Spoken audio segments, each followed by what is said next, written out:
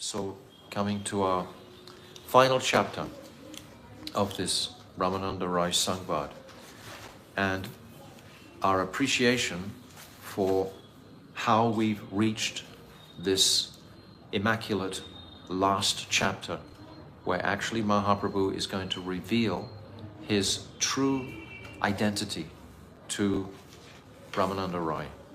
So this is very, very powerful, sacred last description of this remarkable pastime. And we appreciating where we've come through. We've come through all these various steps, stages. And we should understand that these stages, they indicate lifetimes. It's not that just, oh, this Varnashram system, for example, is just a one lifetime stage necessarily. This can be many, many lifetimes. We can be in that stage of Varnashram, or in that accepting Varnashram as being the sadhya, the goal of life. And we should understand how exalted is that stage also, even though this is the very first proposition that Ramananda Roy is presenting. Or we can say, actually, from reading this together with all of you, I've just come to the very solid feeling that, of course, all of Ramananda Roy's words are directly coming from Mahaprabhu himself.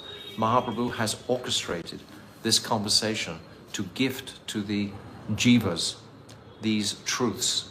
So coming to Varnashram system is a very exalted stage through all the different species of life for a start, and then the human species of life that are away from India, for example, in Europe, etc., barbarians, tribal people, and so on, to elevate themselves through all those different lives to finally take birth in Varnashram system, which is only in India.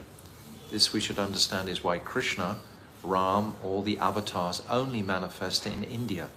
It's described they will only manifest where the Varnashram system is in place or has been in place. That environment is conducive to the advent or the incarnations of all the incarnations of Krishna. They all manifest just in Bharatvash because Varnashram was here. So Varnashram is a very exalted position, but it's just the beginning of the journey in this remarkable walk or pathway that Mahaprabhu is chalking out. So just to appreciate that, put it in context. And then further, Nishkaram Karma Yoga, which is a great step up from Varnashram. Nishkaram Karma, when we're offering the fruits of our activities to a supreme God. We may not know that supreme God, but still there's a mood of offering the fruits of our activities to an object. So this is another huge step. So they're not just, we're going through the way we're going through, like in a few weeks, just scrolling through all the different stages. We should open it right out and see the enormity of all these stages in the evolution of the human life, of the conditioned soul. And then we come to Sharanagati, which is such a profound stage. And many great saintly persons, they spend their whole lives just talking about Sharanagati.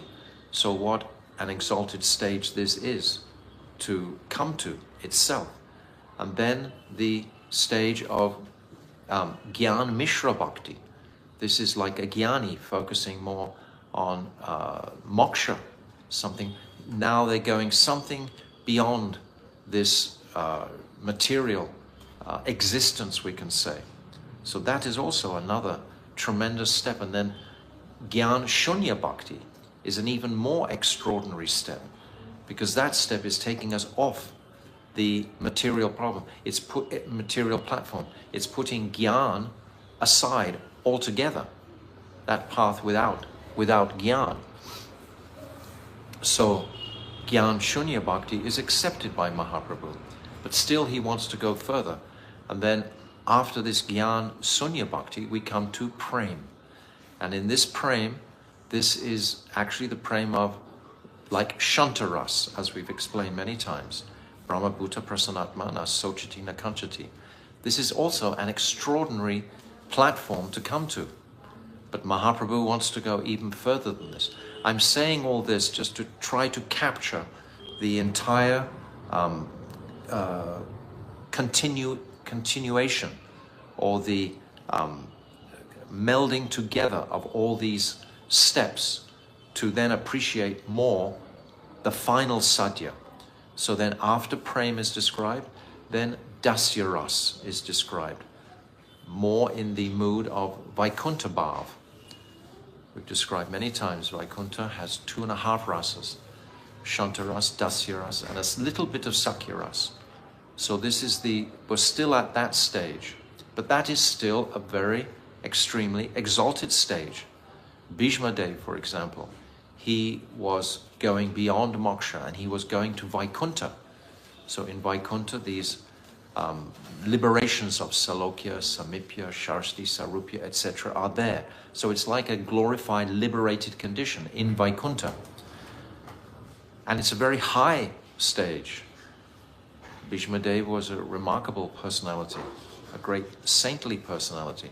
But still his education, we can say, or what he understood was the sadhya, was as far as Vaikuntha. And then Sakyaras is higher than Dasyaras. And then Vatsalyaras, we might touch, I've described before, on the moods of Lord Ram, his relationship with his mothers, we can say, Kaushalya, Sumitra, Kaikeyi, etc., and a whole family situation. So this is becoming very much more personalized now in Vatsalya Bhav. Certainly with Devaki and Vasudeva in Mathura, this was very much now the mood of Krishna's personal form has become very much strong and manifesting. And then we take a big leap across from Vatsalya Bhav to Kanta Prem, it's described, or Madhurya Prem. And this Madhurya Prem is only in Vrindavan. It's nowhere else, this Madhurya Prem. So this Madhurya Prem, and we begin to hear about the Brijbasis and their prem. And we hear about that in connection with Vatsalya Bhav, also in relationship with Yashoda and Nanda Baba, but really becomes more fully opened out in this Kanta Prem, this Madhurya Prem. And then we progress even beyond that Kanta Prem. Mahaprabhu wants to know more. So now in this Sangvad, we start to establish and erect the pillars for what's about to come. And now Radha's Prem is going to be considered the sadhya. What is the love that Sri Radhika has for Krishna? And this is actually the identity of Mahaprabhu. What is the love? This is part of his, or one of his particular, he has these 3 desires. Shri Radhaya Pranaya Mahima Kidrishovanaiva Swadyenat Buddha Madbhuta Adurima Kidrishovabhatiya Sokyam Kasyam Mad Anubhavita Kidrisham Vedilova. These 3 desires are there. And so the glories of Radha's love are in the first desire. So this prem of Radhika is described at this junction in the conversation. And now Mahaprabhu is going to inquire to go even further than this. So in order to go further, we have to erect the pillars of Krishna Tattva and Shakti Tattva or Radha Tattva. So those are the next 2 propositions of the sadhyas that are being described. And then the practically the conclusion, in fact, the sadhya itself of Prem, Vilas, Vivart. This is described after Radha Tattva. So all of these truths, I'm just going through like a whirlwind through these, but they are all unpacked that we can spend many weeks and months contemplating and appreciating the link and the chain that Mahaprabhu is giving us to make it very simple for our progress. And then after the sadhya, then how to attain the sadhya. Mahaprabhu is so generous-hearted, his gifts are so munificent. He's telling us how to attain that sadhya through Sakhi Bhav, through service to the Sakhis. And then there's so many verses describing the glories of Sakhi Bhav. And this is actually the abhideya, the goal for the conditioned jiva. So we went through that. And then finally Mahaprabhu gives us even more. He goes through questioning, questions and answers. He gives us 13 questions are described. What is the greatest knowledge? What is the greatest treasure? What song should we sing? Who is to be worshipped? Who is to be honored the most? Very clear, very distinct, absolute. We can't make any mistake on this path. Mahaprabhu is giving us the path precisely. There's no abstraction here at all. It's not like maybe this, a little bit of that, a little bit. No, it's absolutely, categorically clear, crystal clear. And then after the questions, now we have a very sacred chapter, this final chapter, which actually going to principally bring out Srimad Bhagavatam. This is actually the truth that's going to come out in this final chapter, is the glories of Srimad Bhagavatam, which is like the seat or the platform where all these tattvas will reside upon. These tattvas are going to sit on this seat. We know this verse. What is it? Aradhayo Bhagavan Vrajesha Tanayas Tattama Vrindavana Ramya Kachit Upasana Braja Vadur Vagena Vakapite. Now these are also progressions. Who is the Supreme Personality of Godhead? Brajendra Nandan Shamsundra, Tanayas Tat, the son of Nanda Baba. And who is to be worshipped, or who is worshipping the most, are the gopis. This Upasan, the Brajadevis are worshipping. And then Sri Chaitanya Mahaprabhu Matam, no, that's the last line, sorry. Shrimad Bhagavatam Pramanam Amalam Prema Pumatonata. That's the fourth line of this verse.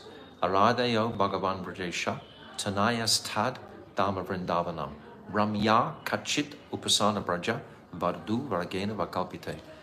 Shrimad Bhagavatam Pramanam Amalam Prema Pumaton. Well, we've actually walked through this verse in this whole Samvad. We've described Krishna as the Supreme Lord, the Supreme Lord of Vrindavan. Then we've described Ramya Kachit, we've described the gopis. And of course, thinking of the gopis, we're remembering Sri Radhika. And now we're going to be presenting the Srimad Bhagavatam, Pramanam, Amalam Prema Purnatunada. Sri Chaitanya Mahaprabhu Matam Idam Tatradaro Naparaha. This is Mahaprabhu's opinion. And he's giving us that in this verse, and he's giving us that also in this Rai Ramanand Samba. So catch all the links together and see the completeness of of this gift of Mahaprabhu. So now we come to this chapter on 235. It's called the final evening. So we'll begin on page 235. 261 to 264. So in the Madhya Lila, this is 262 to 265. These are the verses actually. Okay. No, pretty straight. Ishta Goshti Krishna Kata Kahi Katakshana Prabhu Pada Dharin Rai Kare Nivedana Krishna Tattva Radha Tattva Prema Tattva Sar Rasa Tattva Leela Tattva Vividha Prakar Yeta Tattva Mora Chitte Kaile Prakashan Brahma Ke Vedayena Padaila Narayan Antaryami Ishwarera Ye Riti Hai Bahire Nakahe Vastu Prakasha Hridaye. So before I read the translation, which is captured all in one paragraph, I want to just pull out this second verse that we just sang, Krishna Tattva, Radha Tattva, Prema Tattva Sar. This is actually verse 263 in Chaitanya Charitamrita. And just want to put the accent on this verse for a moment. There is a variety of transcendental truths. The truth about Krishna, the truth about Radharani, the truth about their loving affairs, the truth about transcendental humors, and the truth about the Lord's pastimes. So these are all the truths that we're unpacking in this remarkable Sangvad. All these truths, Krishna Tattva, Radha Tattva, actually becomes to Sakhi Tattva, Leela Tattva, Rasa Tattva. All these truths are there. So the translation of all these verses is in one single paragraph here. That evening, when Sri Ramananda Rai came to meet Sriman Mahaprabhu, they discussed topics of Sri Krishna for some time. After this, Ramananda Rai caught hold of the lotus feet of the Lord and prayed with great humility, "You have manifested within my heart the truths about Krishna, Radha, Prem, Ras, and varieties of pastimes." This is exactly how Sri Narayan imparted the Vedas to Lord Brahma. The Supersoul, or the Supreme Controller within everyone's heart, always speaks internally, not externally, thus granting a manifestation of the desired object within. This is his general practice. So this will be opened out now. As the Svetasvarta Upanishad 6.8 describes, Sri Bhagavan manifested and compiled the Vedas, which were disclosed within the heart of Brahma. Yo brahmanam vidadati purvam, yo vai vedanscha prahinoti tasmai, tam hadevam atma buddhi prakasham, mumukshurvai sharanam aham prapadye. So I would encourage you all, if you're on the WhatsApp group, to look at the documents that we posted today on these verses from Srimad Bhagavatam, first verse, first canto, which are going to be unpacked now. So in relationship to Lord Brahma, revealing these truths from Krishna. So I accept the shelter of that Bhagavan Sri Krishna, who in the beginning of creation inspired or manifested the Vedic knowledge within the heart of Brahma, and who manifests knowledge of the self, Atma Buddhi.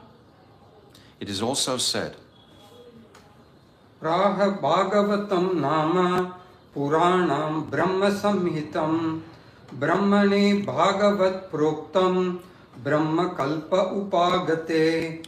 Srimad Bhagavatam 2:8-28. Sri Shukadev Goswami spoke this Srimad Bhagavatam Mahapurana, which is equal to the Vedas, in the same manner that Bhagavan himself spoke to Lord Brahma at the beginning of the creation. So this is actually Shukadev Goswami is saying this to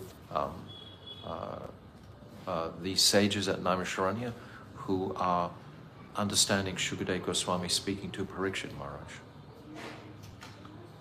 Kalena nashta pralaye vaniyam veda samhita mayadav brahmane prokta dharmo yasyam mad atmakaha. This is from the 11th canto, 14th chapter, verse 3. My dear Uddhav, with the passage of time, this message of Vedic knowledge was lost when the annihilation took place. Thus, when the time of creation came again, I took it upon myself to instruct Brahma, and in these instructions I indeed described devotional service to me, Bhagavat Dharma. So this conversation is taking place between Uddhav and Krishna before the residents of Dwarka go to Prabhash for that final pastime, when all the men of the Yadu dynasty, the Vishnu dynasties, etc., they annihilate each other. So this is the final pastime between Uddhav and Krishna. Okay. Leela kataste katita samasataha katsyena najopi abhidhatum ishaha. So this is from the 12th canto, Srimad Bhagavatam, 4th chapter, 39. So Shukadev Goswami is speaking to Parikshit. O best of the Kurus, I have given a brief exposition of Sri Bhagavan's pastimes. Even Lord Brahma himself would be incapable of describing these pastimes in their entirety. Kasmai yena vibhasito Yam atulo jnana pradipa pura. This is again from the 12th canto, 13th chapter. This Srimad Bhagavatam is the best manifestation of knowledge of the truth of the Supreme Lord. Bhagavan Narayan had previously manifested to Lord Brahma. So these are the pramans for the efficacy of the Bhagavatam itself.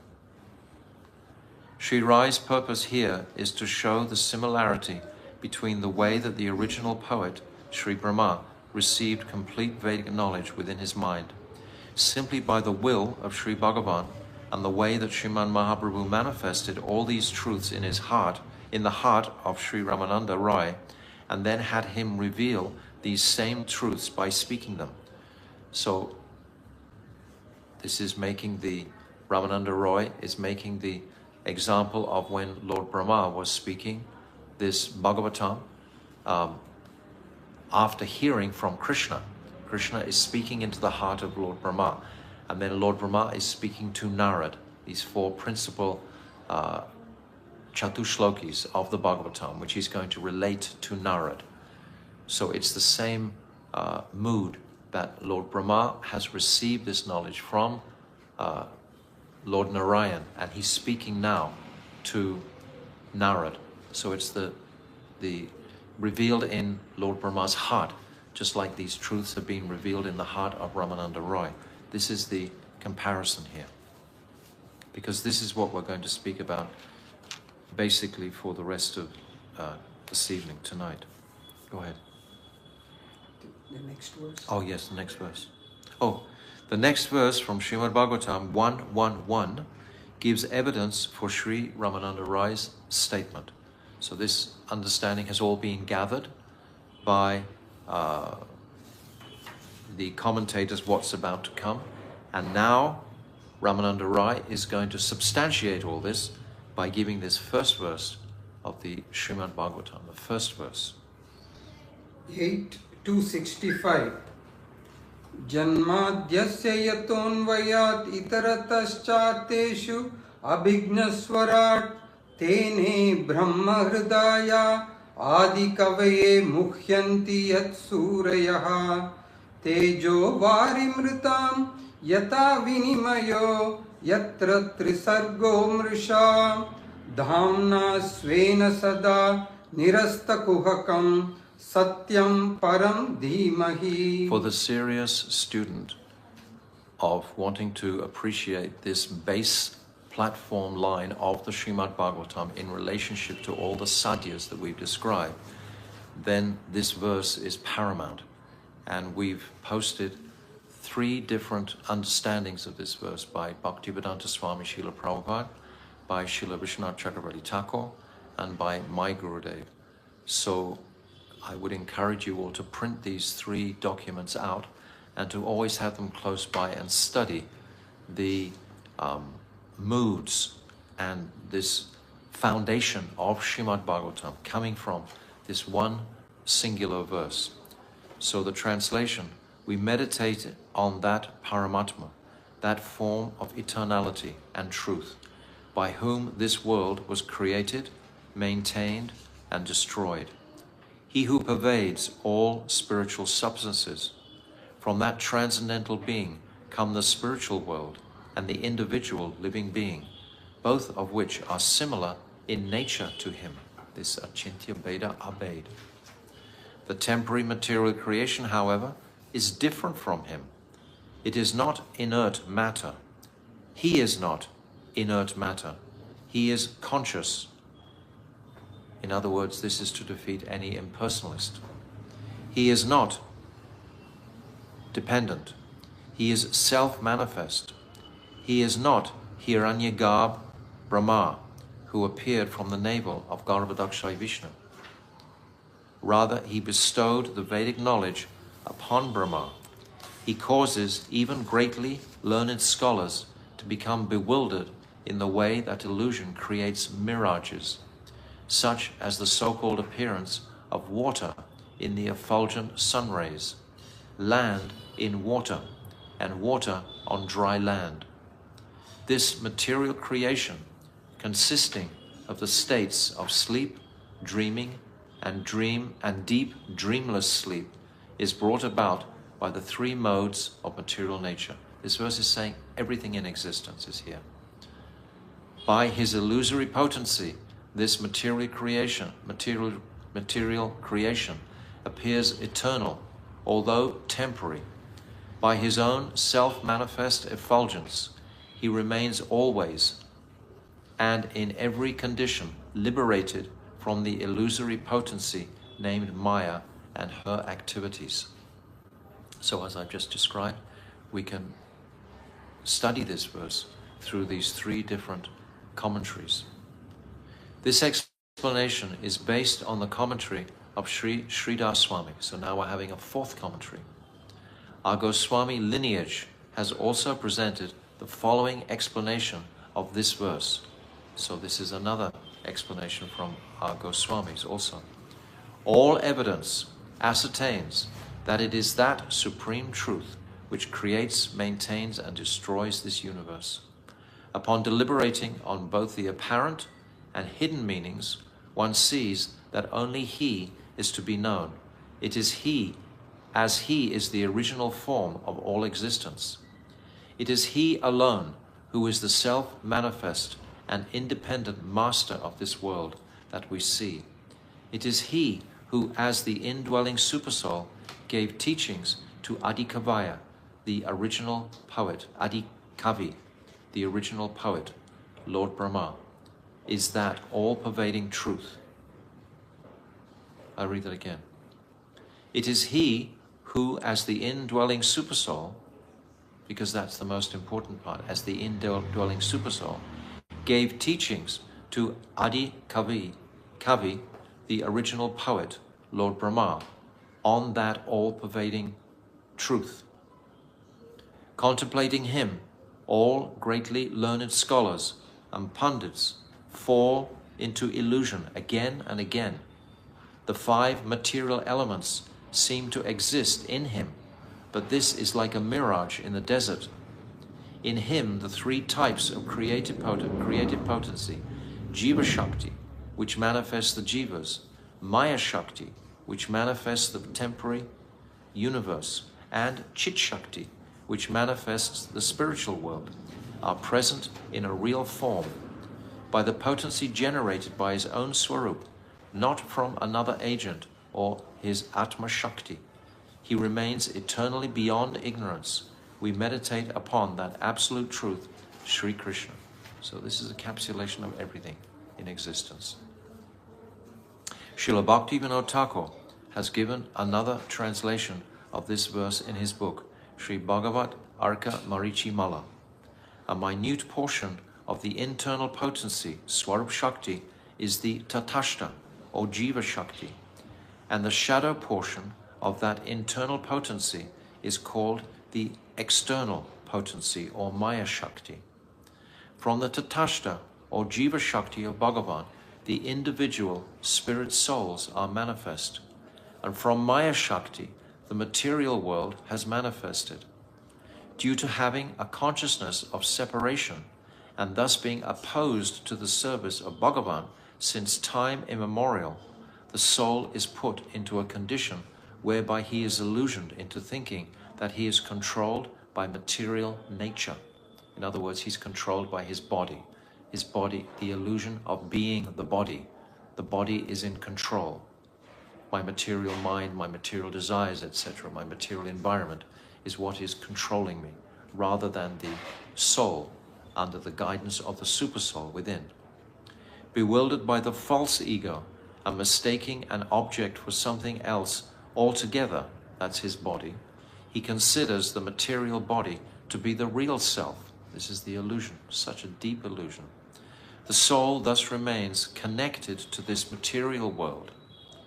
The conclusion is that the material world, full of both moving and non-moving entities, is manifested both directly and indirectly from Bhagavan. So it's manifested directly through the Mayic energy and indirectly from Bhagavan's Chit Shakti as the Swarup of the Jiva internally. So in both instances. Mixing together Parush, Prakriti, and the Mahatattva, there are a total of 28 ingredients in the creation.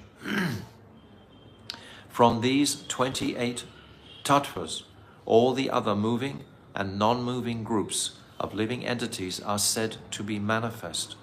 And of all these tattvas, the omniscient Supreme Person is the knower and the embodiment of real knowledge. The Lord is that supreme. Scholars have described the method by which one may differentiate between two objects, even though their intrinsic natures may be identical. It may seem identical. Among the 28 elements of the creation, there are two types of Purushas, or conscious entities. One is Purna, full Purush, the supreme controller, he who is the lord of the illusory potency called Maya. And the second is Anu, like Anuchit, the Jiva, Anu Purush, or the infinitesimal conscious entity, the Jiva, who can be controlled by Maya. Thus Bhagavan, the complete consciousness, is he who knows both the created and the uncreated. So this is substantiating Krishna as the Supreme Person and his illusory energy and the Jiva. These are called three vastus, which we describe in the first, Bhaktivinoda Thakur is described in the first chapter of Jivadhamma. The three vastus, these three vastus cannot be broken down. Krishna is that supreme. Maya energy is a complete separate, and Jiva Tattva is also a totally separate energy. They're three completely distinct energies, vastus. That Bhagavan, who is perfectly served by the strength of his own Swarup Shakti, his own potency, is situated in his own Swarup, even before the creation. Thus he is complete and self-manifesting. Aham eva sam eva gre. This is the first of the Chatushlokis. Krishna is saying to Brahma, or Narayan is saying to Brahma, before there was anything in existence, there was me. Before there was Lord Shiva, Lord Brahma, anything, there was simply me. I was that only person in existence at that time. Aham eva sam eva gre, this first verse. If Rasa Manjari is looking, she can post that first verse also on our thread for you to study and appreciate. After bestowing mercy upon the heart of the original poet, Sri Brahma was able to manifest the real meaning of the Vedas, which, due to being exceedingly difficult to understand, even for vastly learned persons, are the cause of their bewilderment. So vastly learned persons become bewildered because of this illusory energy. It's not dependent on their learning and their studying, as we studied repeatedly. It's dependent on the kripa, on the mercy of that person who's already connected with that spiritual energy, which is Sri Guru. There are three types of creation, namely that pertaining to spirit, that pertaining to the jiva, and that pertaining to dull matter. There are some examples of creation pertaining to spirit, such as fire. Just as fire stays unmanifest until forced to appear. We've said so many times, fire is within all wood in existence, but it only will ignite either by rubbing together with another piece of wood or that is already on fire, until it is forced to appear upon the rubbing of two sticks. In the same way, even though the entire spiritual creation is eternally present, it only manifests according to the desire of Bhagavan. It's eternal, yet according to his desire it will manifest. Just like the fire is, we can say for the example's sake, eternally present in wood, but it will not manifest until a certain circumstance manifests for it to manifest. But the fire is there eternally. Similarly, this material, this spiritual creation is eternally present. It's always there. There are other examples pertaining to the creation of the jiva, such as water. Upon becoming excessively cold, water becomes hard like a stone. Again, we have this example in the beginning of Jayabodama. It's called Nishag, when the ice or iceberg takes on a very hard form. It loses its original nature. It gains an acquired nature. This is called Nishag. This acquired nature is what the hardness of the mentality of the false ego creates, a harshness in connection with the Mayic energy. It loses its intrinsic, soft, sweet, spiritual nature. Upon becoming excessively cold, water becomes hard like stone, and upon being excessively heated, it becomes vaporous. So it transforms. There's vikar from the original, but still there is the original, but it's been transformed by the outside circumstances. The jiva emanates as a tiny particle of spirit, Chitkarna, from the sun-like Sri Krishna. Upon becoming opposed to the service of Bhagavan, the jiva takes shelter of a transformation of his original dharma and becomes bound by the deluding potency called Maya, just like the water becomes bound by the atmosphere, the very cold atmosphere, and becomes ice, or the very hot atmosphere and becomes vaporous. It loses its swabhav, its intrinsic nature.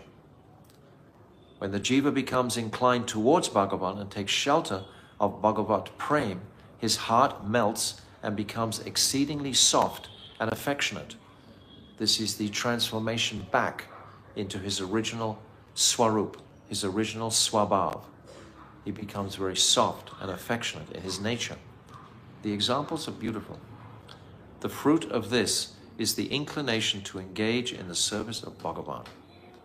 This is what the whole Srimad Bhagavatam is trying to encourage. And this is what we're breaking down, this verse from the Bhagavatam. We haven't moved away from this first verse. Pertaining to the creation of inert matter, the example of the element earth is given.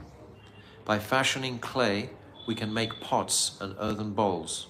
In the same way, the material creation is simply a transformation of the sum total of the material elements, pradhan.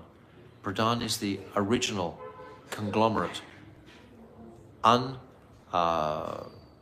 manifested nature of the ingredients. The pradhan is just like the ingredients within a mother's womb. All the ingredients are there to produce a child, but it can't produce the child until the seed of the male has been injected into the womb. Only then that seed will agitate the pradhan to produce the prakriti, which is the material energy. And from that material energy will come the mahatattva, three modes of material nature, time will be activated, etc. But the seed has to manifest. So the pradhan is the original unconglomerate, homogeneous, we can say, aspect, the pradhan, material elements, the total material elements. By Bhagavan's inconceivable potency, achintya shakti, the creation is certainly a reality. It is not false because it has emanated from Satya Swarup, that pure Swarup, Bhagavan, the very form of truth, even though it is temporary and destructible by nature. It's interesting we're talking about this subject today because tomorrow is Advaita Acharya's appearance day, and we always hear about this truth in connection with Advaita Acharya because he's manifesting this desire of the Lord to create this material energy through the potency of Mahavishnu. But this we'll discuss tomorrow. Sri Bhagavan is the object of his devotees' love, mercifully performs all types of activities by his potencies, Jiv Shakti and Maya Shakti. These are his potencies. But he always remains separate from these activities. Immutable, he is situated in his supreme abode, in his own Swarup, resplendent with full potency, Sri Radha. So this might seem very familiar for us because we've listened to it for so many years, but these truths actually evaded so many saintly persons before Mahaprabhu advented. And before Mahaprabhu made these truths very, very clear, by explaining the nature of the evolution of these material worlds is caused by Shakti, not by Krishna. They were considering Vastu Parinavad was transforming to create the worlds. But only on the advent of Mahaprabhu did they understand this Shakti is what is transforming. And this is what we're understanding here. It's Shakti in the form of Sri Radha ultimately. The moving and non-moving material creation is manifested directly and indirectly from Sri Bhagavan, who is endowed with complete potencies and who is all-knowing, complete, self-manifest, and beyond any transformations. No vikar, no transformations. It is by his mercy that the factual meaning of the Vedas was manifested in the heart of Lord Brahma. That must be coming from the heart of the source for it to manifest. And by his, where did I get to? It was by his mercy that the factual meaning of the Vedas was manifested in the heart of Lord Brahma, and by his inconceivable potency, he remains unchanged, even though performing the creation of the spiritual world.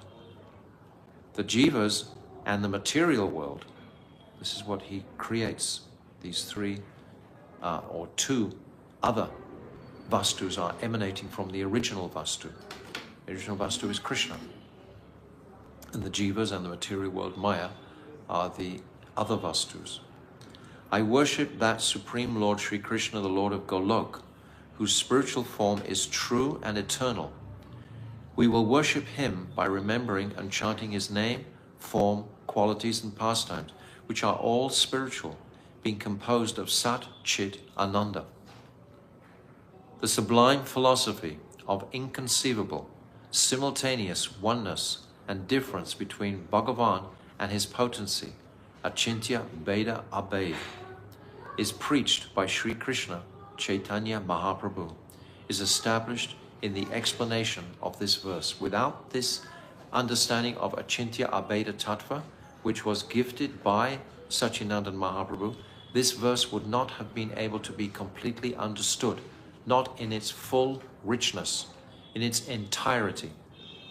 Again, we are getting such deep appreciation for Mahaprabhu by understanding Mahaprabhu in relationship to this first verse of Srimad Bhagavatam. Sri Ramananda Rai is quoting all the above mentioned evidence, intentionally attests that Sri Gaurasundar alone is factually the controller, the instigator of intelligence, to which the Gayatri mantra refers with the word Bhargo. So this is mentioned in the first line of the Gayatri mantra, this Bhargo Dimahi. He reveals that none other than Sri Gaurasundar has given this Krishna Tattva, Radha Tattva, Prem Tattva, and Vilas Rasa Tattva, as spoken from his Rai's mouth. So this is astonishing. All this is emanating from the mouth of Ramananda Roy, which is being impregnated by the moods and potency of Mahaprabhu directly himself. And the example is being given here of Lord Brahma revealing this Bhagavatam truths to Narad. This was injected into his heart. Tene Brahma Krida Ya Adi Kavaya. Okay, Bilba, next verse.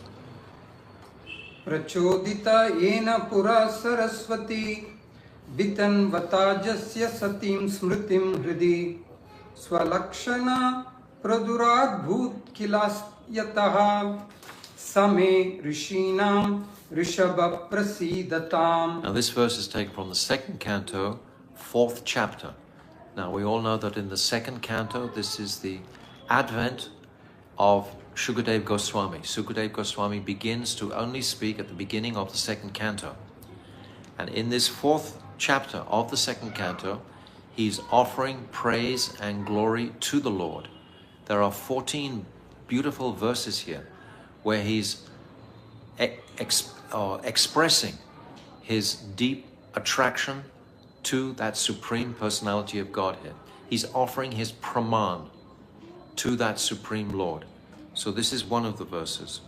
At the time of creation, in order to awaken within Brahma remembrance of the previous kalpa, he inspired the presiding goddess of knowledge, Divya Saraswati, who manifested herself through the mouth of Brahma in the form of the Vedas as the different limbs of knowledge.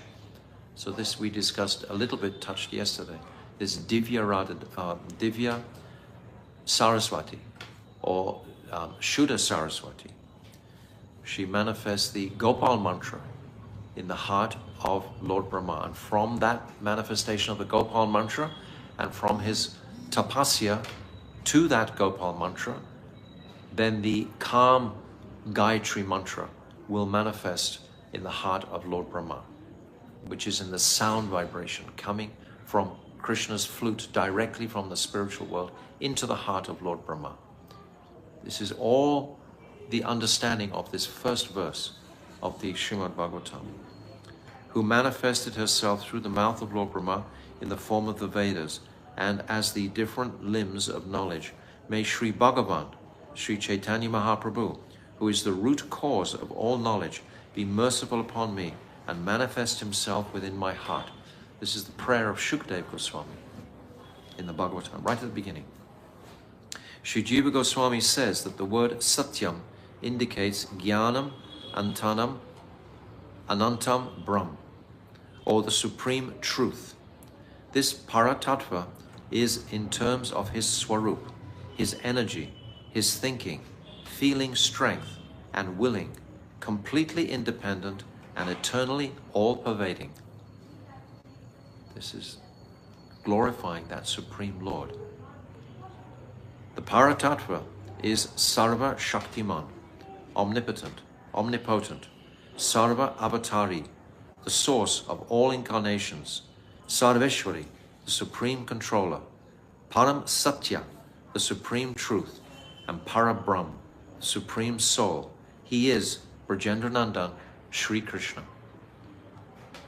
This is such a profound presentation if we can appreciate these truths.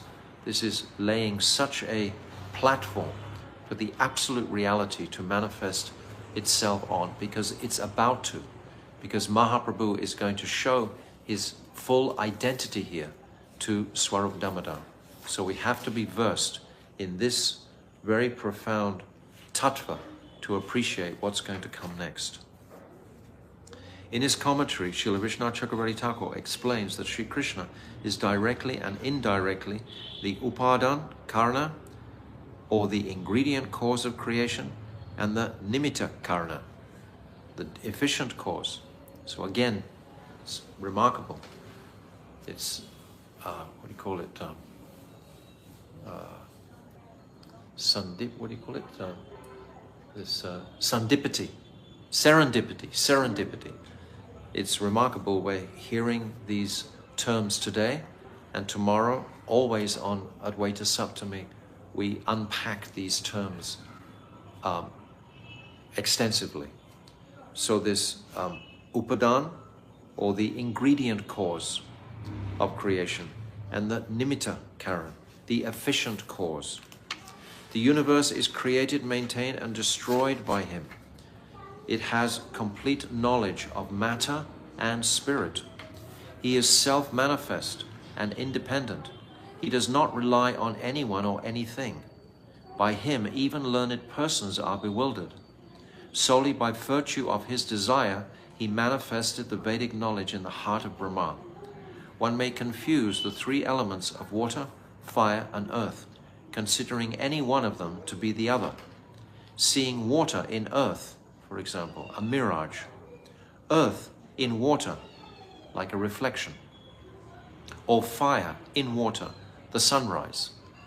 It seems that fire is in the water, but it's an image, it's a mirage, like a mirage. In the same manner, by dint of one's faulty intelligence, created by the three modes of material nature, one might consider the body of that supreme controller to be false, or knowledge of him also to be falsehood, because Shraddha is at the bottom of our journey, our progress is faith. So if we're considering these truths as false, how can we proceed? Consequently, any object resulting from the mixing together of earth, water, and fire and air is a product of Maya's creation, is Maya Shakti. And as such, it is also false or temporary. Temporary is the word.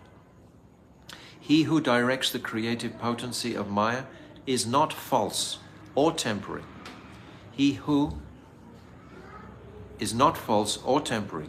He who by his own potency, Swarup Shakti, dispels the influence of Maya or the illusory energy is forever present in his eternal abode.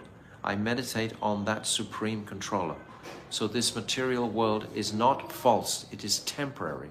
This is the nature of this material world. It's not a falsehood, but it's temporary. This verse, Janmadhyasya Yata, also depicts the pastimes of Sri Gauranga. Sri Gauranga Mahaprabhu, who descended to this world, is Krishna covered by his Ashraya Swarup Sri Radha in order to taste his Krishna's own sweetness, Adasya.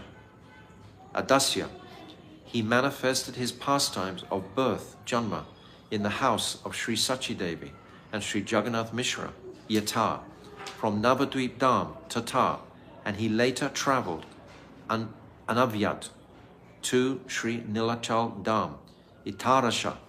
He's unpacking the word for word of the first verse here. These are referencing it's the Anvaya of the first verse that my Gurudev is touching upon and explaining in relationship to Mahaprabhu.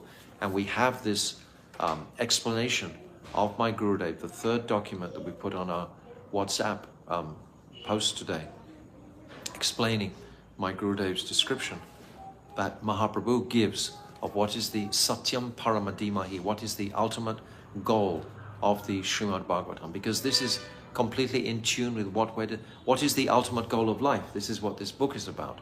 What is the ultimate goal of life? So the ultimate goal of life is being opened out in the very first verse of Srimad Bhagavatam. And it's a very deep meditation indeed. He is expert, abhigna, in the subject matter of the wealth of prem, arteshu, and he, Yah, expanded, tena, the essence of the Vedas, Krishna Tattva, Krida, before the best of poets, Sri Ramananda Rai, Ya Adikavaya. Same as the first verse of Srimad Bhagavatam. In front of him, even learned scholars, Suryaha, are placed into bewilderment, Muyanti. When the five material elements, earth, water, fire, air, and ether, Tejo, Varim, Ridam, interact in the right proportions in the presence of Mahaprabhu, then an astonishing level of bhakti arises which allows those proud scholars, the fools, the poor forest tribes, hunters, aboriginals, bears, trees, creepers, etc., to attain the mercy of prema bhakti and become inclined towards Bhagavan by the effect of his own svena, his own internal potency, damna. He dispelled the illusion, nirasta kuhukam, or of jnani sadhaks, such as Vasudev Sarvabhauma. He, Yatra, manifested his opulence and glories in the three blissful dhams of Navadvip, Nilachal, and Vrindavan. Tri Sarga. He is always true and eternal. Amrisha. I always meditate, Dimahi, on that Paratattva, Sri Gauranga Mahaprabhu, who is Satya Swarup, whose form and nature are eternal and true, Satyam Param. So this is the Gayatri mantra that is concealed, not really concealed, but it's there within the first verse of the Srimad Bhagavatam. So this first verse is what we've basically unpacked today. It's very deep, it's very significant, but with attention and focus, we can appreciate the enormity of the truth that is substantiated here as Krishna being that source, that origin, Aham eva sam evar gre. He was that original personality before there was anything else. And this is all manifesting from him. So if you take to heart these three documents that we put on our WhatsApp thread, you can see clearly these three descriptions from the one singular verse. And this now is being applied to Ramananda Rai. So we have the fourth treatise, so to speak. We have these three documents that we've placed with Vishnu Chakravarti Thakur, with Bhaktivedanta Swami Narayan Maharaj, Bhaktivedanta Swami Prabhupada, rather, and my Gurudev, Srila Bhaktivedanta Narayan Maharaj. Three explanations. And then we have this layering, sitting on the throne of the Srimad Bhagavatam. This is what this final evening chapter is proposing, is saying for our meditation, that place all these sadhyas we've heard throughout these few weeks. We've heard all these sadhyas. Now place them all on the platform, on the throne of this Srimad Bhagavatam. Understand how this is being painted practically. It's almost like a picture that is painting that all these truths are on that throne of the Bhagavatam. Very clearly, because Srimad Bhagavatam will scroll through all of these truths systematically. These first 9 cantos are simply establishing Krishna as that supreme personality of Godhead in 9 cantos. Then it comes to the 10th canto, describing the very personal nature of Krishna in Madhurya Ras, in Vrindavan, and only touches for about 25 chapters there. And then immediately it goes to Dwarka and discusses the intimacy there of the Dwarka pastimes. And then the 11th and 12th cantos describe how to actually access here. So it's the same dynamic as this Ramananda Rai Sangbad. Just hear this conception, and through time, some understanding of this will come. If we regularly meditate on this divine conversation between Ramananda Rai and Mahaprabhu. It's very sacred, most special conversation. Okay, so Shri Ramananda Rai Sangbad Ki Jai. So tomorrow we'll come to, or not tomorrow rather, tomorrow we'll celebrate Advaita Saptami. But the day following is Madhvacharya's appearance day, I think. It's appearance day. And we will glorify him. In particular, Shama Didi, she will speak on Madhvacharya. And we perhaps might get some time after that to touch on the rest of this chapter. Otherwise, the next day is Ramanuja Acharya's appearance day, I think. And we might get some more time there.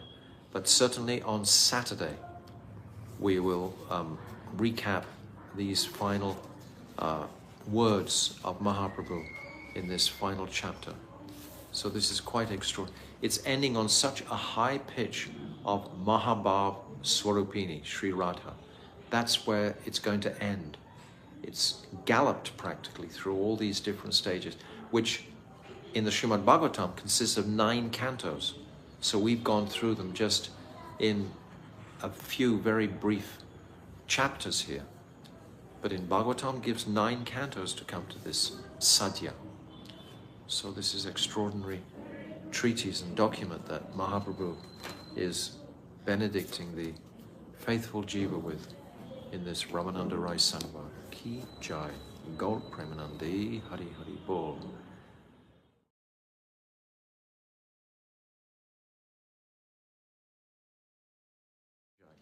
So now we're coming to our conclusion of this Rai Ramananda Sangbad. And on Tuesday, it was revealed in this final evening commentary that we are discussing. The name of the chapter is The Final Evening. How the first verse of the Srimad Bhagavatam is brought out as like a platform for the entirety of this whole Ramananda Rai Sangbad. So this gives it so much potency and authority. And we were saying on Tuesday how this whole Sangbad is sitting on the throne.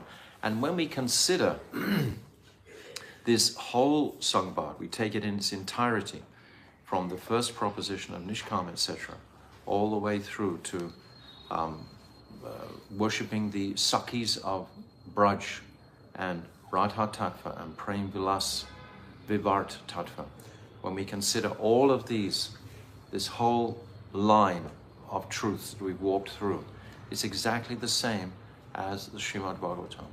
It's unpacking the same steps, the same truths as the Srimad Bhagavatam. So that's being substantiated in this last chapter, this final evening, where the this verse in the Chaitanya Charitamrita, it's verse 266. It's actually Janmadi Asya Yata Nivyad Itaratash Karteshush Abhignat Sura, the first verse of the Bhagavatam, is being quoted there to put everything in context.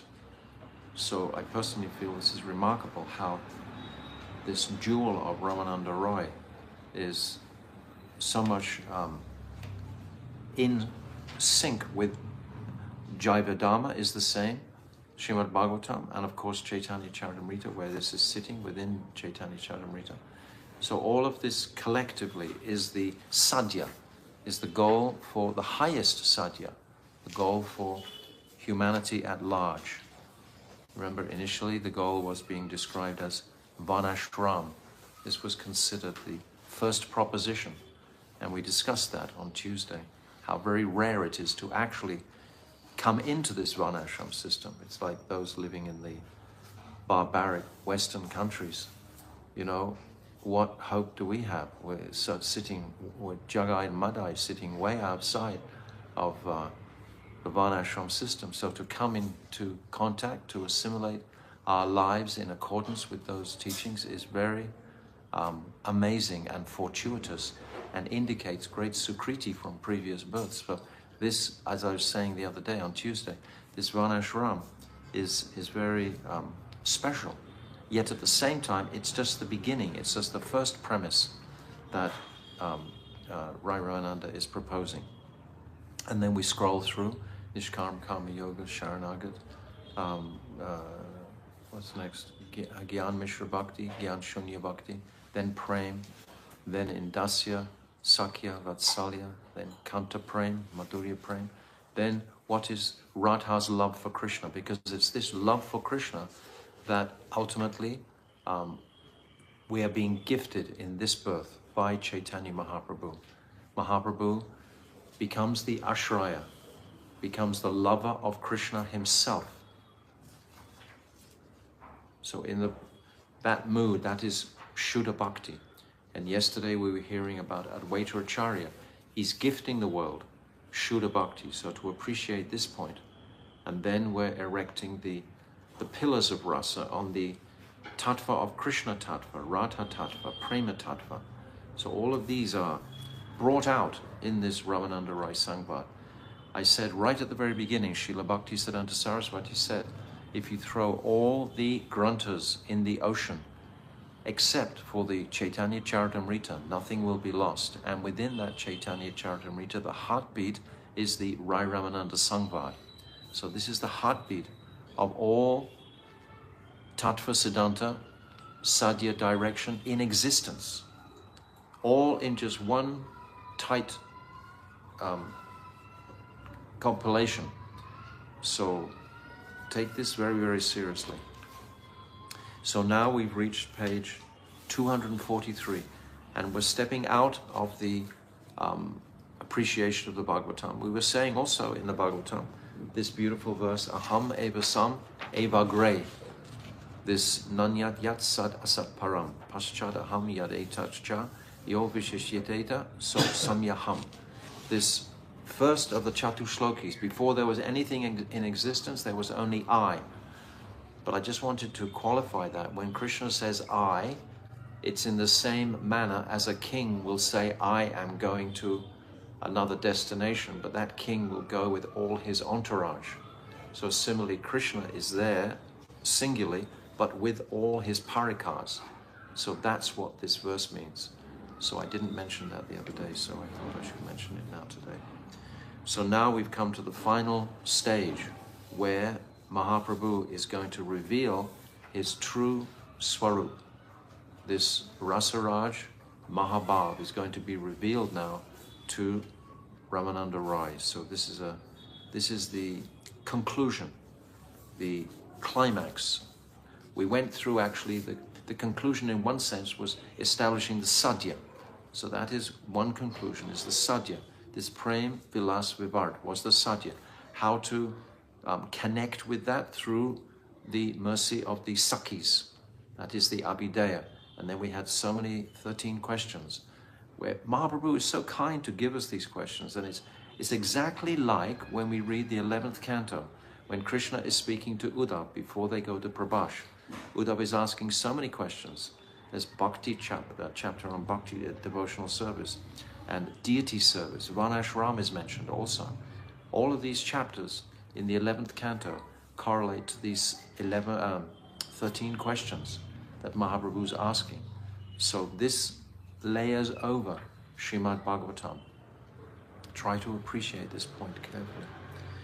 So now we've come to the final discussion between Ramananda Rai and Mahaprabhu. And we remember the principal teaching from previous day's class on Tuesday is that everything is being spoken through the mouth of Ramananda Rai, but it's inspired by Mahaprabhu, exactly as Lord Brahma spoke this to Narad, but it's inspired in the heart. Tene Brahma Kridaya Adikabaya. He is that Adikabaya, but it's coming through his heart from Krishna directly. And this Sangvad is exactly the same dynamic. Understand? That clear? Simple.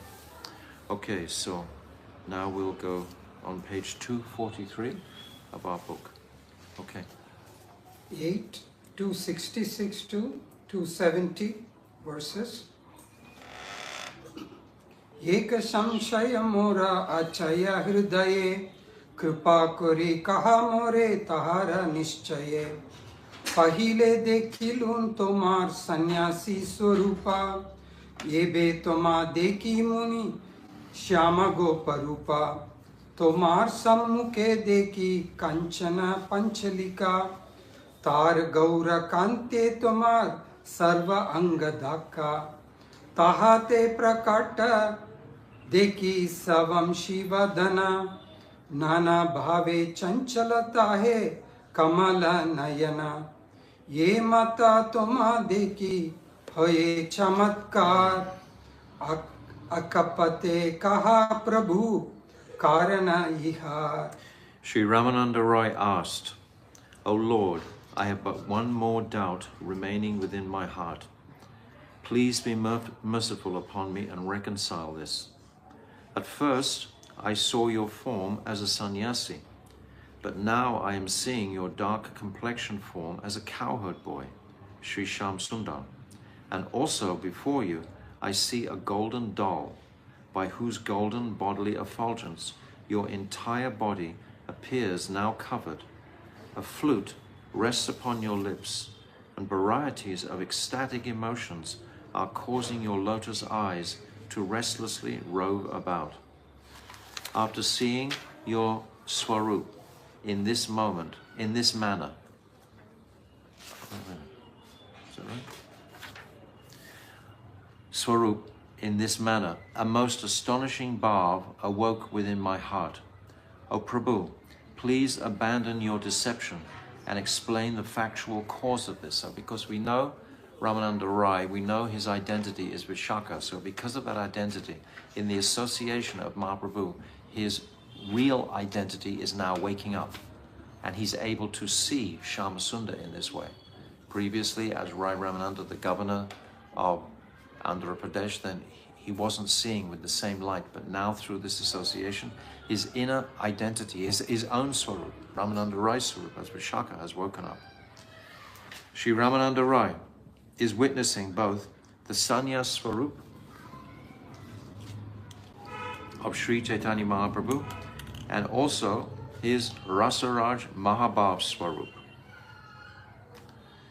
His sannyas form is Sri Krishna, eternally in separation from himself. How astonishing. Krishna is in separation from himself, performing austerities, and his Mahabhav Swarup is a manifestation of the special eternal mood of Adiruddha Mahabhav. So this is the highest mood of Mahabhav that Mahaprabhu has come specifically to experience and taste. Being supremely merciful, Sriman Mahaprabhu now desires to reveal the truth of his identity. So we know that he's very confidentially revealing this truth to Ramananda Rai, but we are all, the whole world is reading about it, hearing about it today. So Mahaprabhu understood this, that this will be revealed for posterity. So this has to be revealed, just as that form we described yesterday was revealed to Advaita Acharya, his universal form, when he approached the Lord in Navadvip, in Shiva Sangam. So like, unless these revelations of Mahaprabhu's true identity is revealed, how will people in future fully have faith in his identity? There are so many different gods, godmen they call them in India. So many godmen. And many times they're being busted like regularly. They call them the godmen. And you know, when they get prone to the attractions of Maya, they fall down again. So we have to be absolutely assured, and we can never be assured until his universal form has been revealed, and until this form, because this is such a unique avatar, once in the day of Lord Brahma. So who is this person? Who is this avatar? When we think of Varaha, like on Sunday, it's Varaha Dev's appearance day. So all these other personalities, but they don't have anything like this loving connection with Shakti, with their Swarup, with their Swarup Shakti. So Sriman Mahaprabhu now desires to reveal the truth of his identity. Thus, a mood of majesty is manifesting here to some degree. This is Aishwarya Bhav that we're discussing. It's not Madhurya. This is why Godavari is not considered Madhurya pastime. Like Navadvip is a Madhurya pastime. There's no exhibition of Aishwarya. Puri is fully Aishwarya. When Mahaprabhu is squirting tears out of his eyes and he's exhibiting these ecstatic forms like a tortoise and in the sea, etc., all his limbs being elongated. This is all Aishwarya. Those devotees who are seeing it are just astonished when Mahaprabhu pushes the Ratha Yatra with his head. Even elephants and a whole army can't pull the cart, but Mahaprabhu just with his head pushes it. This is completely Aishwarya. And this Godavari, this is also Aishwarya Bhav. Even though it's such an intimate conversation, it's such an intimate exchange, but still, this revelation is the revelation of Krishna's Aishwarya mood, his majesty. This is what it's saying. Thus, a mood of majesty is manifesting here to some degree, because it's about Radha and Krishna's conjugal relationship ultimately, and that is full sweetness. That is without any Aishwarya. So it's as if both of these aspects are manifesting in a singular form. Krishna's love for Radha, which is completely Madhurya, and then his exhibition of this oneness of Radha and Krishna together. And he's opening this, he's showing this. This is Aishwarya. Thus, a mood of majesty is manifesting here to some degree. Sri Ramananda Rai uses the word sandeha, doubt, which should be taken to mean astonishment in this context. Ramananda Rai is astonished. No one has ever seen or heard of this. Krishna wants to take... When Krishna is performing his pastimes with Radhika, sometimes it's described this pranaya mood, is when both of their identities exchange with each other. Radhika is convinced that she's Krishna, and Krishna is convinced that he's Radhika. So this is a most high stage of affection between them. But now this stage is sustaining itself for the whole of Mahaprabhu's advent. This Radha and Krishna Bhav together in the whole life of Mahaprabhu. It's astonishing. So it's saying here that, which should be taken to mean astonishment in this case. Understanding. Simple. To understand, but to appreciate is an ongoing journey. That's our whole journey. Sri Krishna, standing in his threefold bending pose with a flute to his lips and covered by a golden complexion, is the actual Swarup of Mahaprabhu. This is the first time in his manifestation that this is being demonstrated.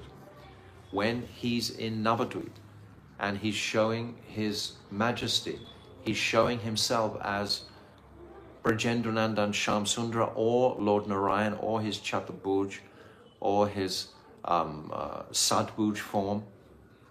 But to see this form with Radhika, this is the first time this is being manifested. And this is the very heart of Mahaprabhu's identity.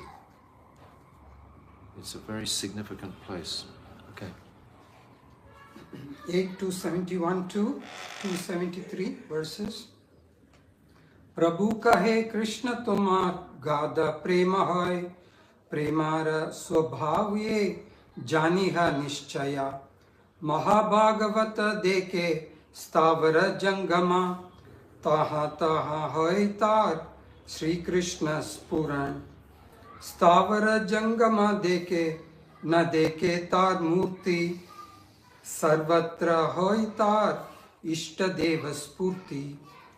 Keeping his true self concealed, Sriman Mahaprabhu said to Sri Ramananda Rai, "You possess an exceedingly deep love for Sri Krishna, and it is the nature of a Mahabhagavat who has such deep ecstatic love for the Lord to not see everything simply as movable or inert. Rather, he sees Sri Krishna manifest everywhere. He does not see the moving or non-moving living entities in their forms. He only sees his worshipable Lord everywhere." Just like the gopis, when they're searching for Krishna, they're seeing Krishna everywhere, even though Krishna hasn't manifested his form directly. But they're aware of Krishna's presence everywhere. So commentary. The pure devotee, possessing unalloyed love for the Lord, does not see the forms of the moving and non-moving living entities. Rather, everything is a reminder, udipan, of the sweet pastimes of his worshipful master. In the same manner, the Gyanis see the whole world as the all-pervading Brahman, and the Yogis see the presence of the Paramatma everywhere, and everything within the Paramatma. Yomam pashyati sarvatra sarvam cha mai pashyati tasyaham na pranashyami sa cha me na pranashyati. For one who sees me in all beings and sees all beings in me, I am never lost, nor is he ever lost to me. So this is the vision of these Mahabhagavats. They're seeing Krishna everywhere. So Mahaprabhu is trying to hide. He's trying to throw this idea on Ramananda Rai. Oh, you're such a great devotee, you see Krishna everywhere. That's why you're seeing him in me. He's again trying to disguise himself. But Ramananda Rai won't accept this. What then will a loving pure devotee who is expert in tasting the ras of devotional service be capable of perceiving? His heart melts and he realizes that everything everywhere awakens the special ecstasies of remembrance of Krishna's pastimes. So again, Mahaprabhu is trying to hide his identity. He hasn't actually revealed his identity up to this point. He's about to. Okay. 8:274 Sarva bhuteshu ya pashyet bhagavat bhavam atmanah bhutani bhagavat atmani yesha bhagavatottama. Srimad Bhagavatam 11:245. The second amongst the Nava-Yogendras, namely Sri Havi Maharaj, said to Nimi Maharaj, "O King, he who sees in all living entities and all forms of life Sri Krishna as the very soul of all souls, and who sees all living entities as parts and parcels of Sri Krishna, is the topmost amongst all devotees, a Mahabhagavat. So this is how Mahaprabhu is calling Ramananda Rai. Essentially, the Param Bhagavat sees his beloved Lord within all living entities, and sees that same prem for which he has for his worshipful deity present within all living entities. Only those great devotees, like Vyas, who know Tattva fully and who are expert in spiritual attainment, are able to understand Bhagavan. They make the incarnations of Bhagavan, his personal character, form, activities, and his supremely pure ecstatic transformations their one true goal. Consequently, they can genuinely understand his tattva. However, it is completely impossible for the demonic jivas covered by the modes of passion and ignorance to understand Bhagavan. Unless we make this our exclusive focus and goal, this sadhya, unless this is in our hearts as our greatest desire, then it cannot be attained. The Lord keeps himself hidden too, just as Sri Chaitanya Mahaprabhu is doing here. But when it comes to the Mahabhagavats, the Lord cannot fool them. Every object is limited or bound by the three confines of time, place, and circumstances. Yet Bhagavan's nature, which is of unparalleled depth, crosses beyond all the restrictions presented by these three limits. By his potency, known as the Yogamaya Shakti, Bhagavan conceals his own form. Nevertheless, his exclusive devotees are always able to have his darshan. You can't hide from this exclusive devotee. Srila Bhaktisiddhanta Saraswati Thakur Prabhupada describes how Maharaj Nimi, the king of Videha, inquired from Sri Havi Maharaj, one of the 9 Yogendras, about the vision, behavior, characteristics, and speech of each of the 3 levels of devotees, namely the Uttam, Madhyam, and Kanishta neophyte. Sri Havi replied, Atmanaha, one who is free from material desires and transcendentally situated, Bhagavat Bhavam, and who has attained a spiritual body, Siddhadeha, appropriate for the service of Bhagavan, Pashyat, sees, Atmani, Bhagavat, one's own eternal transcendental spiritual body, Siddhadeha, Bhutani Pashyat, in all living entities, and who sees, Ya Sarveshu Bhuteshu, all conscious entities contained within the moving and non-moving species of life, within, just like when we would be in communication speaking with our Gurudev, a Mahabhagavat, he would always make us feel we were the most important people in existence. It was a phenomenon. Anyone who spoke with Gurudev, he would turn to them and they would get the feeling, my Gurudev has all the time in the world to speak to me. Even if it was going to be for 2 or 3 minute conversation, they would have the feeling that this conversation is for eternity, because a Mahabhagavat lives in that eternal world. So when he communicates with those who are not in that world, those jivas immediately get the effect of the Mahabhagavat. They get that transcendental transmission immediately of that timeless place. He always would make us feel he had so much time, and he was there to listen to our entire life story. But it would only take a few minutes, and we would walk away completely refreshed. Like, yes, I've been fully, who has been acknowledged? My spirit soul has been acknowledged. That is what's been acknowledged by the pure devotee. The pure devotee is living in that consciousness of his pure identity. So if we're fortunate to have been in the association of such Mahabhagavats, then we understand what is being spoken here. This is saying how Mahaprabhu is saying that Ramananda Rai, because he's a Mahabhagavat, that he's seeing everything as a reflection of that absolute purity within his heart. But Mahaprabhu is just trying to disguise this and hide. But the commentators are bringing this out very beautifully. And this pastime from the 11th canto, when Nimi meets the Nava-Yogendras, and it's saying, Ya Sarvabhuteshu, all conscious entities contained within the moving and non-moving species of life within Bhagavan. This is the vision of the Mahabhagavad. Esha Bhagavatotama is the topmost devotee, the Mahabhagavad, who always sees the mood of Savior, the one who is to be served, Sri Krishna. The Sevak, he who serves the Brijbasis, see, in everything, because he possesses profuse sentiments of devotion and is not subject to external vision. Just as I described about my Gurudev, they don't see with external vision.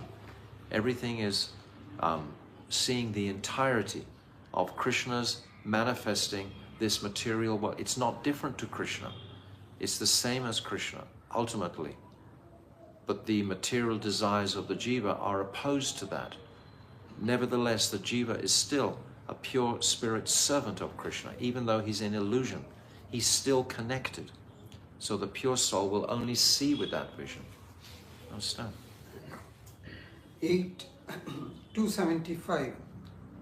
Vanalata tarava atmani vishnum vyanjayantya iva pushpa paladhya pranata bhara vitapa madhudhara prema hrishta tanavo vavrishusma. The gopis, afflicted by separation and sunk deeply in the remembrance of Sri Krishna, said, the trees and creepers, heavily laden with flowers and fruit, are bowing down with their branches. These creepers are haripulating on the pretext of bringing forth blooming flowers and are revealing that Vishnu is present in their hearts. In manifesting this, their happiness is flowing as a stream of honey, and the trees, who are the husbands of those creepers, are showing their happiness in a similar manner. This is the vision of the gopis. This is their complete vision. It's not that this is actually reality, what's happening from our vision. We wouldn't be seeing it like that. But the gopis are seeing like that. This verse is spoken by the lovely maidens of Braj, who are afflicted by separation from Sri Krishna.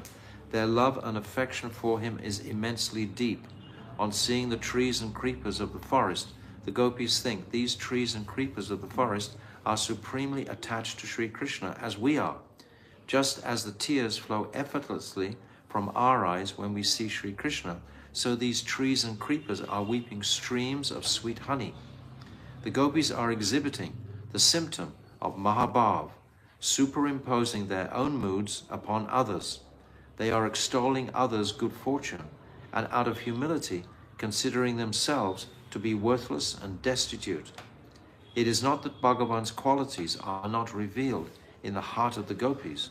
Rather, they are attributing their own sweet and most desirable bhavs upon the trees and creepers and describing that. And it's saying here they're feeling, out of humility, they're feeling this, that they are not qualified. This is the symptom of prem. Prem and humility are synonymous, we've said so many times. And pride and envy on the other side are synonymous. So the gopis are fully in this mood of, I think we can leave these now. Oh, we can read one more. One more. 276 to 280 verses. Radha Krishna tomar maha prema hoy, yahan tahan Radha Krishna tomare spuray. Rai kahe Prabhu tumi chada bhari bhuri, mora aage nija rupa na kari hachuri. Radhikara bhav kanti kari angikar, nija rasa ashwadite kari yacha avatar. Nija guda karya tumar prema ashwadhan, anusange premnaya काइले त्रिभुवन आपने आइले मोरे करीते उद्धार ये बे कपट करा तुम्हारा कौन व्यवहार. Sriman Mahaprabhu continued, My dear Ramananda, you have great prema for Sri Radha and Krishna within your heart, and therefore you see them manifested everywhere. Hearing this, Ramananda Roy replied, My dear Lord, please give up this cleverness. Do not conceal your real form from me. In order to taste rasa, you have assumed the ecstasy and bodily complexion of Sri Radhika. Savoring prema is your supremely confidential business. Savoring prema. Krishna is only interested in savoring prema. How can he savor that prema? Except by accepting the mood and bhav of Sri Radhika. Automatically, you have also filled the three worlds with prema. You have come here to deliver me. Why then are you still acting with cunning?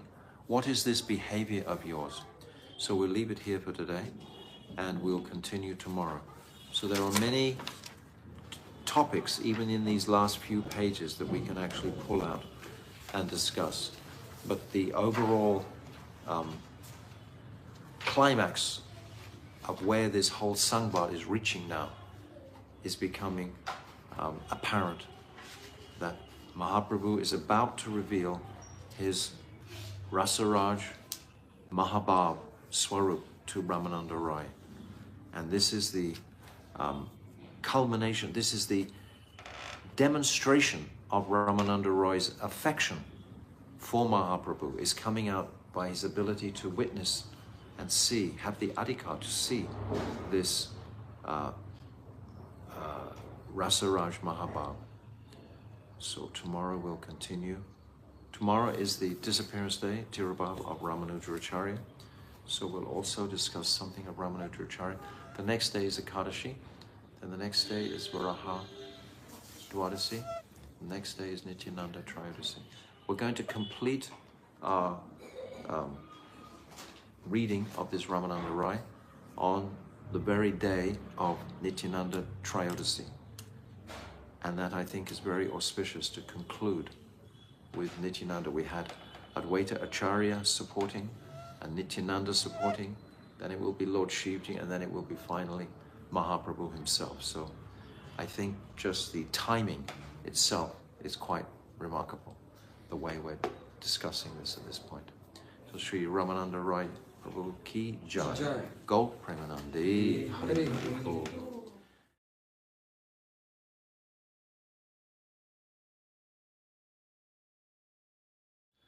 We've practically reached the conclusion. And last time you'll remember that Ramananda Roy is challenging Mahaprabhu to reveal his identity.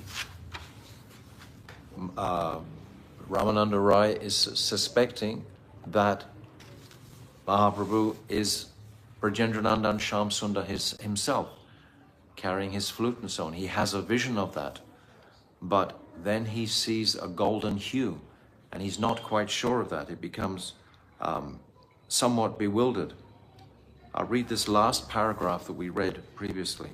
He said, when Mahaprabhu is trying to hide himself behind the idea that Ramananda Rai is a Mahabhagavat and sees Krishna everywhere. So he's trying to disguise himself like this. But the response from Ramananda Rai is, hearing this, Sri Ramananda Rai replied, My dear Lord, please give up all this cleverness. Do not conceal your real form from me. In order to taste ras, you have assumed the ecstasy and bodily complexion of Sri Radhika.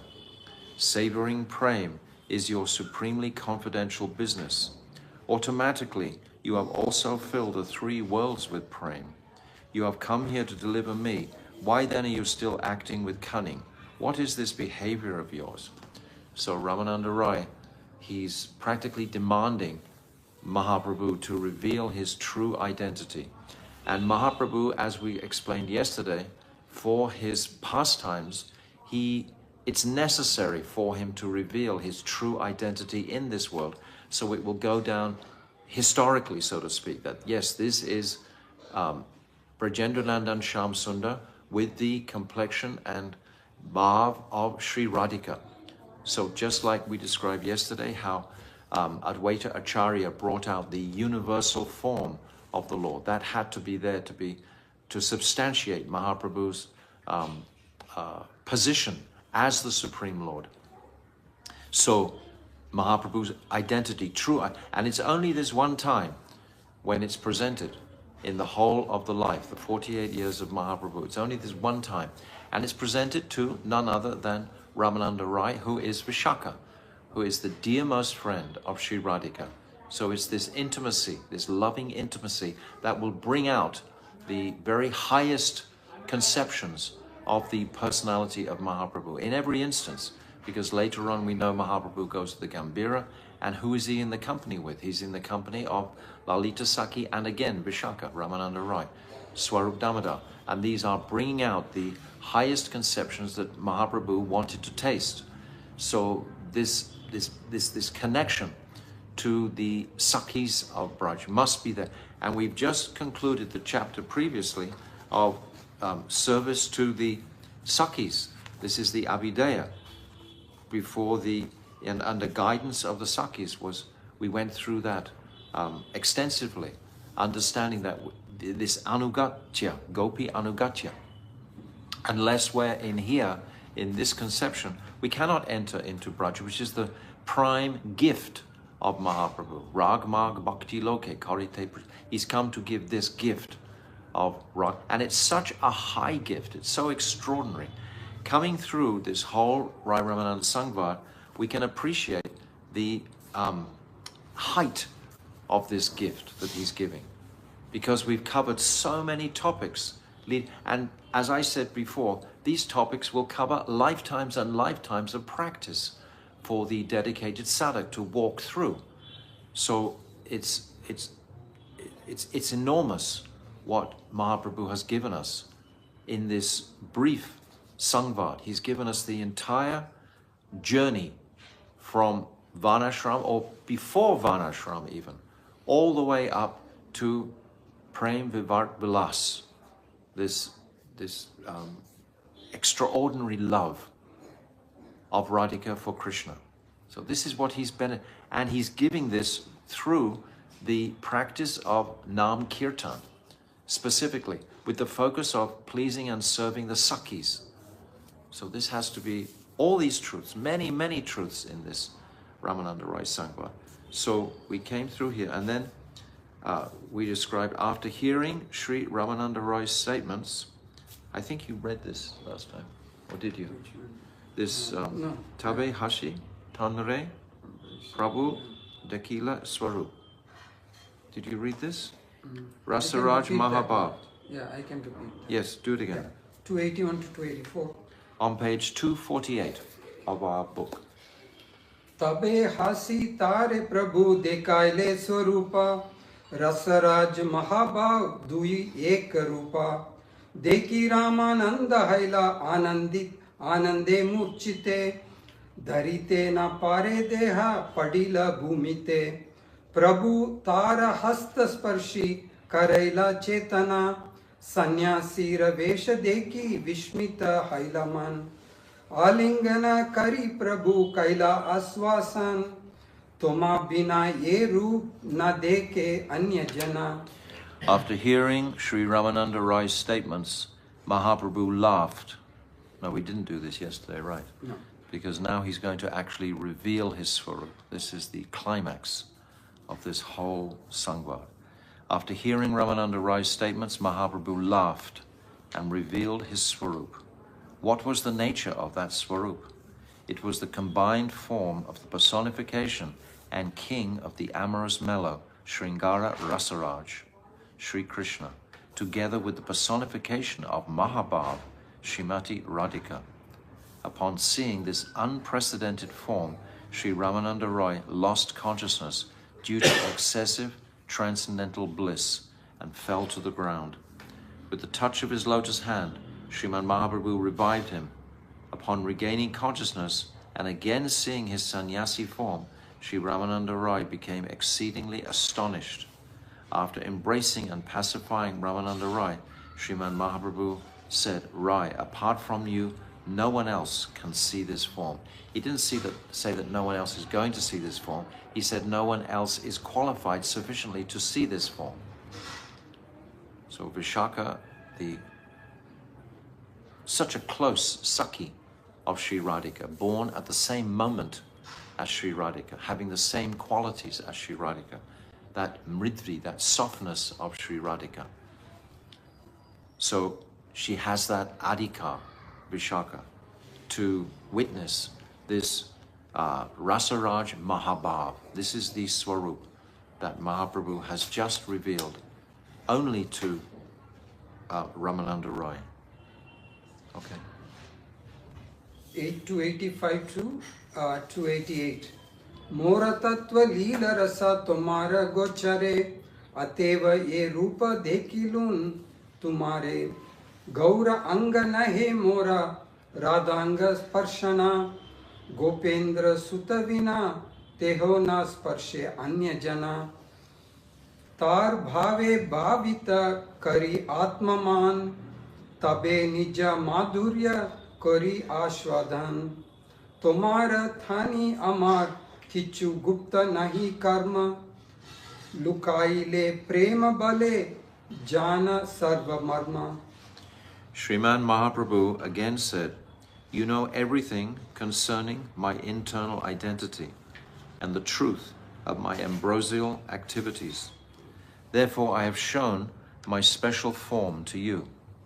Actually, my complexion is not golden, but by the touch of the body of Srimati Radhika, it has become golden.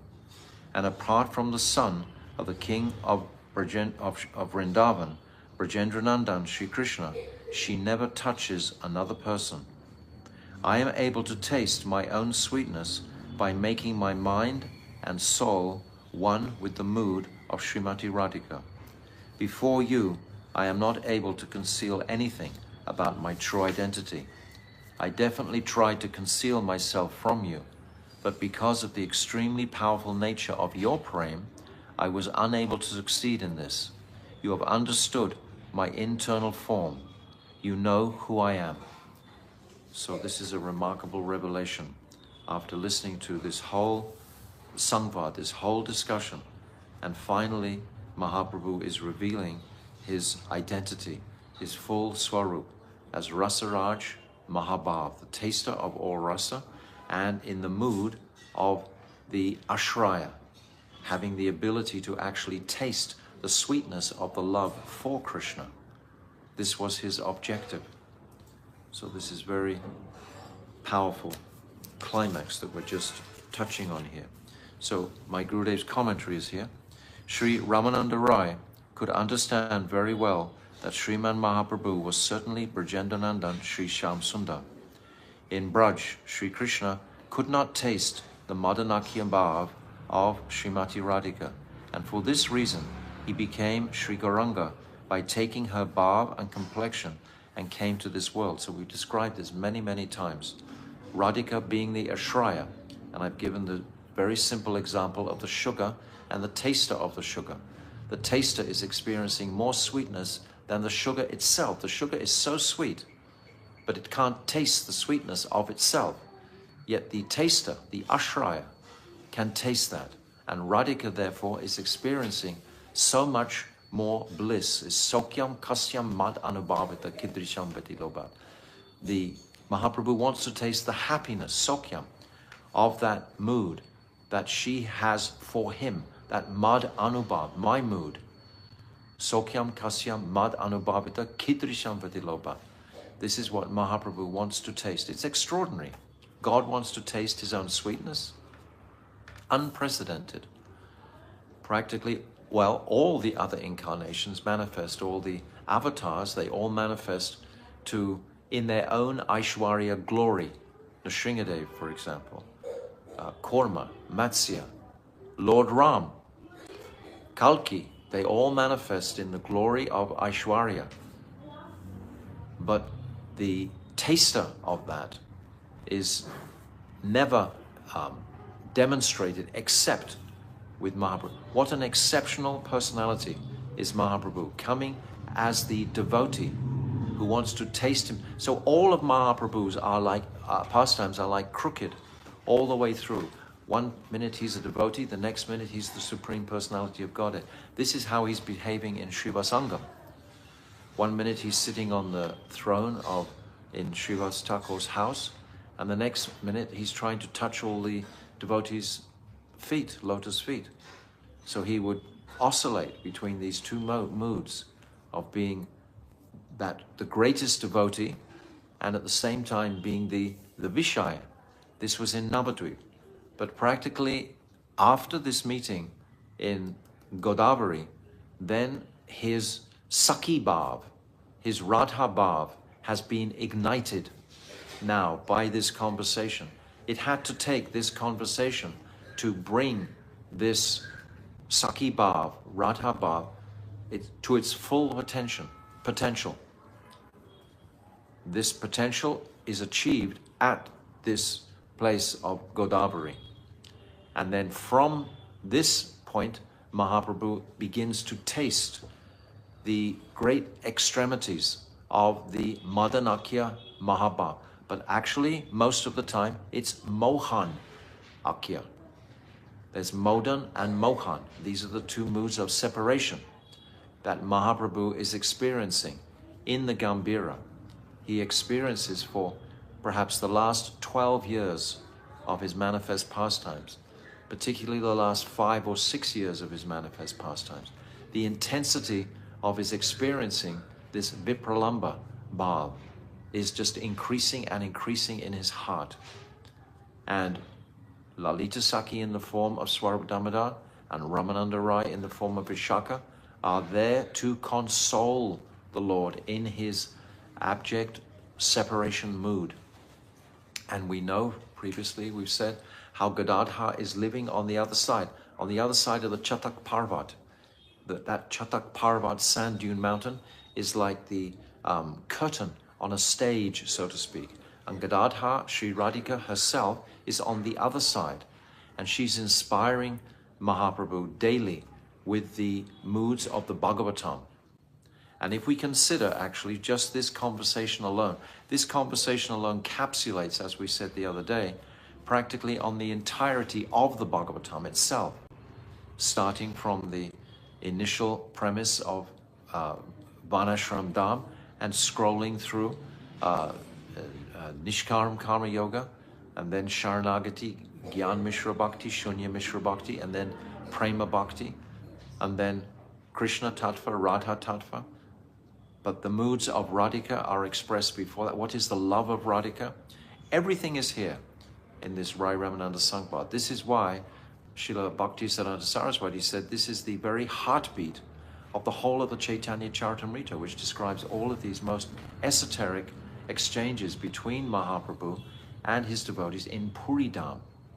More than anything, in Chaitanya Bhagavat, most of the Navadvip pastimes are revealed in very beautiful, sweet moods of sambhog, practically. Mahaprabhu is more in the mood of Shamras while he's in Navadvip. And he tastes Madanakya Mahabhav in the Kirtan Ras at Shivasangam. But this Mohan and Modan, these moods of separation, are tasted in Puridam, principally, when he becomes like a tortoise. He's exhibiting these 8 Astasattvika Bhavs are manifesting, blazing in the condition, blazing condition. So Adiruddha Mahabhav is being experienced by Mahaprabhu in the Gambhira, along with Vishaka and Lalita to console him, Swarup Damodar and Rai Ramananda. So Sri Sham Sundar.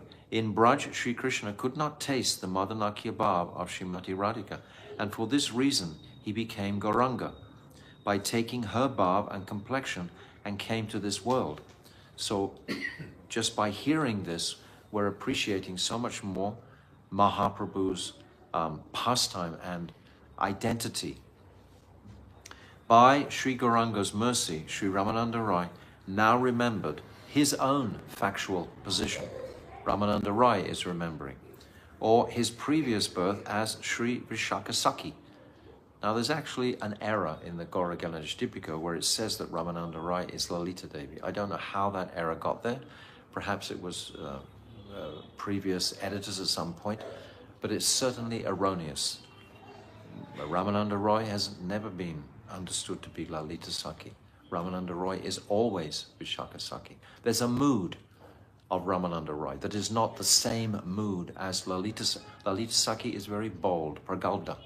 That's her mood. She's much more forthright, direct, and that is exhibited directly by Swarup Damodar. Their moods are complete. So it cannot be ever confusion here, that always Ramananda Roy is understood to be Vishaka Devi.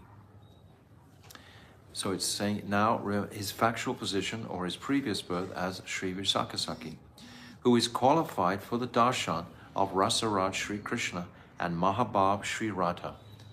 We've already said this today, that Vishaka has that qualification of a Brijbasi.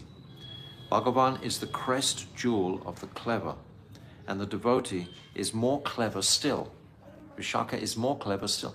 We see when we read Vidagdha Madhav how actually Lalita and Vishaka, they are conspiring to bring Radha to Krishna, and they're making very clever arrangements to put Krishna in a compromised position so that he will accept Sri Radhika, so that he will be with Radhika. Even sometimes Krishna doesn't, in the initial stage, Krishna is not looking for that. It's Radhika who is looking for the relationship with Krishna.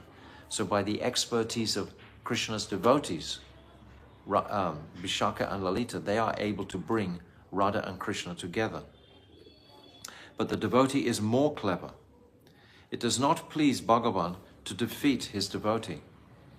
Very important point. Rather, he is very pleased to be defeated by the devotee. Sri Ramananda Rai, when they have their dice matches daily in Madhyana Lila at Radha Kund, and when Brajendranandan, he loses to Radhika, he's very happy. All these Sakis are clapping, they're very pleased when Krishna loses the gambling game. He's very happy when his devotees defeat him. He is very pleased when he's defeated by the devotee. Sri Ramananda Rai detected Mahaprabhu's deception in concealing himself and defeated him, thus forcing him to reveal his form as Kopendra Sutta, the son of the king of the cowherds, Sri Krishna. But he also defeated him in bringing out the bhav of Sri Radhika. Sriman Ramananda Rai did not fall unconscious upon seeing the sannyasi form of Mahaprabhu, or upon seeing his form as Brajendranandan playing on the flute. He didn't fall unconscious then, but he did fall into a swoon when he saw the combined form of Rasaraj, Sri Krishna, and Mahabab, Sri Radha, when he saw the combined form together. This is astonishing. Only once this is being revealed. This is as it should be. Sri Vishaka becomes exceedingly blissful upon seeing the form of Sri Krishna as well as the form of Sri Radha. However, seeing their combined form caused her to be so overwhelmed with bhav that it became extremely difficult for her to maintain her equanimity. Because we've understood before, I was saying how when the lovers, they reach this form of pranaya, we have sneha, man, pranaya, rag, anurag, bhav, mahabhav, etc. So this form of pranaya is when Radha and Krishna actually they become one in their thoughts for each other. Radha feels that she is Krishna and Krishna feels that she is Radha. These forms are, this gives us a little window into the nature of the spiritual love, this transcendental relationship between Radha and Krishna. What is that nature?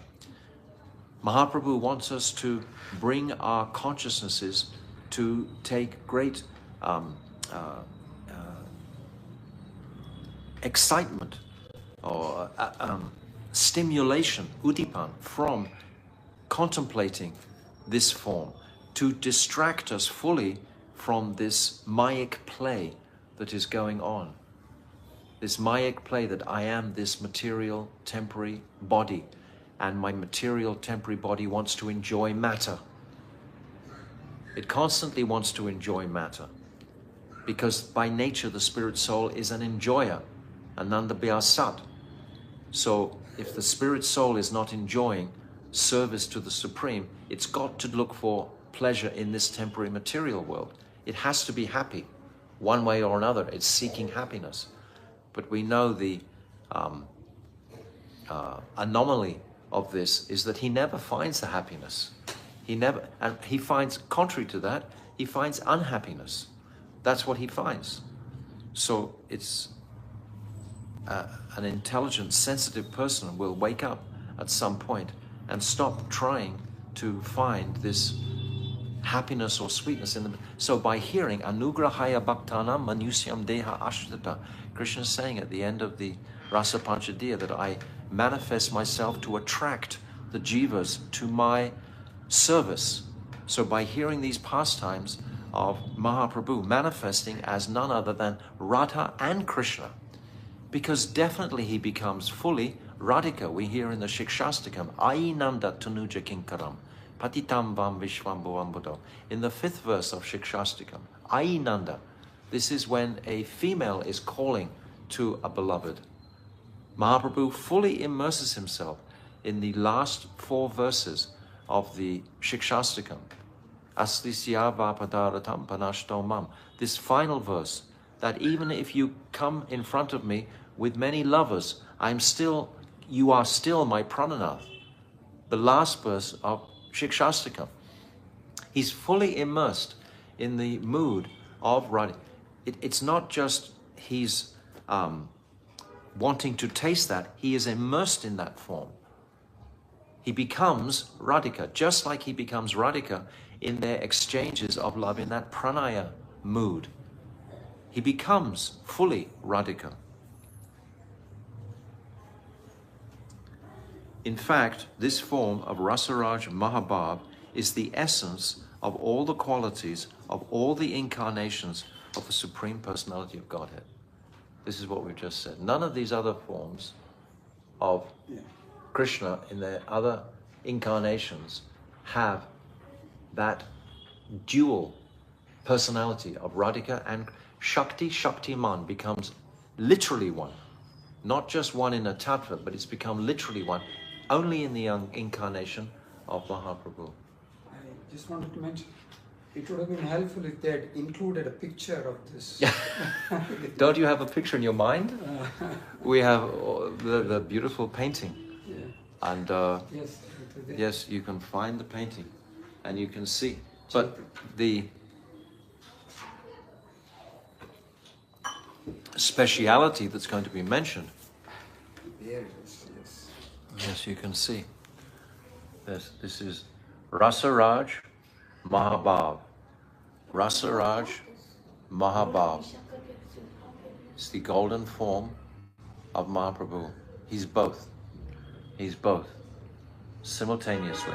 This manifestation of an avatar has never manifested before. Once in the day. So what an abundance of compassion and mercy that singular form is distributing. The other great personalities, Krishna, for example, appearing on the battlefield of Kurukshetra, showing his universal form to Arjuna and the different Pandavas, etc., and defeating all the Kshatriya warriors, etc., purifying yada yada hi dharmasya glaniya bharaviti bharatam, just purifying the whole planet, is nothing as great as manifesting with his own Shakti.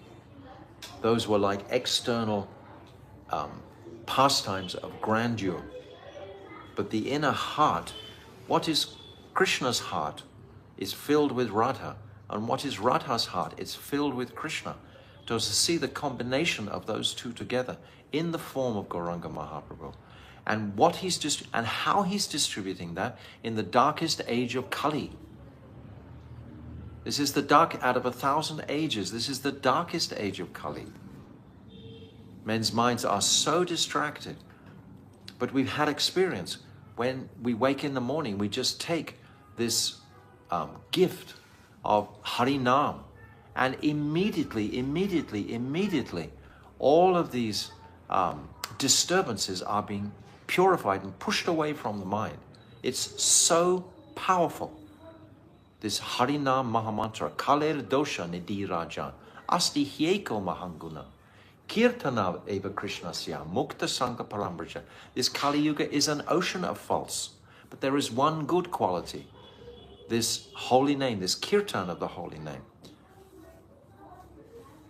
So how merciful is Mahaprabhu? When we contrast our suffering, if we're not chanting, we will be suffering even more.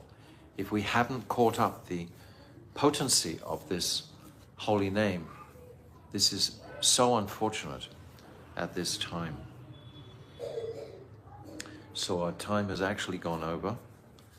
I wanted to leave something for tomorrow also. Tomorrow is Ekadashi. I'll read a little bit more because we're going to get backed up here.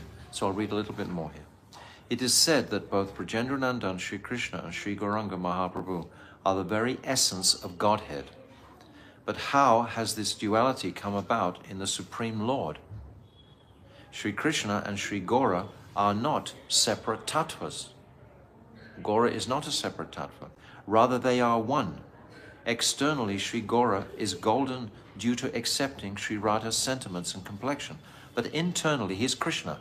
Mahaprabhu is always Krishna, but he's covered by the bhav of Sri Radhika. In much the same way that in his manifest pastimes, Sri Krishna assumed various disguises, such as a lady florist, a doctor, and a lady bangle peddler, thus performing his pastimes of disguised identity. Likewise, he has assumed the form of Sri Gaurasunda, concealing his internal form in order to taste Mahabhav. This Mahabhav is a very tricky, twisty mood. So Mahaprabhu's pastimes are very tricky and twisty when we become deeply immersed in considering his identity. He covered his opulence and displayed his sannyas form. And then, in his sannyas form, he revealed his opulence simultaneously. He kept that internal identity very sacred within him, but at the same time, he was pushing the rath cart with his head. When all the army of Prataparudra couldn't even pull the rath cart, then he told, take all the army away, and he pushed it with, how much more Aishwarya can that be? And shooting fountains of tears from his eyes. How much, all the residents of Puri could see that. That's completely Aishwarya. At the same time, he has this softness and sweetness of Radha Bhav internally. So it's monumental. The mood of Vishaya, the enjoyer, and the object of the devotee's prema is prominent in Sri Krishna. Sri Krishna is always the Vishaya, the king of the transcendental amorous mellow. Whereas in Sriman Mahaprabhu, where the blackish body of Sri Krishna is covered by the golden complexion of Sri Radha, whose very nature consists of the highest ecstasy of Madanakya Mahabhav, the prominent mood of the Ashraya, the enjoyed, the receptacle of prema for Bhagavan. It's deep. You know, it's both, the Vishaya and the Ashraya combining, the sugar and the taster. It's inconceivable, it's completely achintya, isn't it? Without Madanakya Mahabhav, it is not possible to taste Sri Krishna's unparalleled sweetness. Each and every one of Sri Krishna's limbs is covered by the limbs of Sri Radha. Factually, the complexion of Sri Krishna's body is not golden. It is simply because each one of his limbs is covered by the golden limbs of Sri Radha that he is seen as having a fair complexion. Both Sri Gaura and Sri Krishna are the self-same Krishna, and both are the enjoyers of Sambhog Ras, the happiness of meeting, which means that both are the enjoyers of Vishaya Vigraha. So both Radha and Krishna are like the Vishaya, at the same time they're both like the Ashraya, simultaneously. Furthermore, taking shelter of the golden complexion and sentiments of the Ashraya Vigraha, Sri Radha in the mood of separation, or Vipralamba Ras, then Sri Krishna is Sri Krishna Chaitanya. I'm going to stop now because we've gone over our time, but this last paragraph is very significant, and perhaps we'll unpack it more tomorrow if we have time. But I want to conclude this Sangvad by tomorrow. Tomorrow we'll conclude. There's just a few more pages left, so we'll conclude tomorrow. Then Sunday we have no class, and on Monday is Nityananda Trayodasi, where I want to conclude these live streams on Monday, on the Nityananda Trayodasi. So tomorrow we will just conclude this Ramananda Rai Sangvad. But please appreciate how significant it becomes as we conclude, because the revelation of Mahaprabhu's Swarup is being revealed. Mahaprabhu, the most complex personality, carrying two forms, the Ashraya and the Vishaya. None of the other avatars in existence have done like this. Varahadev, which is on Sunday, nothing to do like this, you know? Matsya, Korma, nothing like this. So what an exceptional personality is Mahaprabhu. Okay, we'll continue tomorrow. Shri Rasaraj Mahabhav Ki Jai. Sachinandan Gaur Hari Ki Jai. Gaur Premanandi Hari Hari Bol.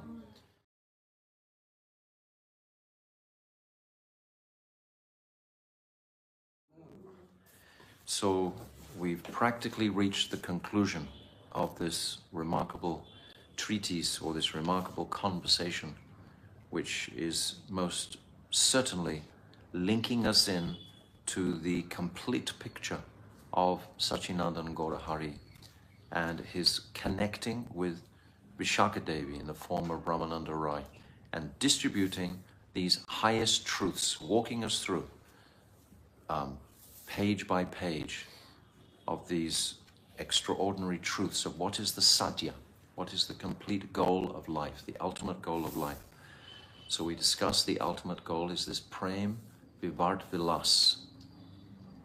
Ultimately, when Sri Radhika, her love, sees a tamal tree and thinks it's Krishna, and she runs to embrace it, she becomes so distracted in her mind, this Divyan Mad, and then these Udgurna moods welling in her heart.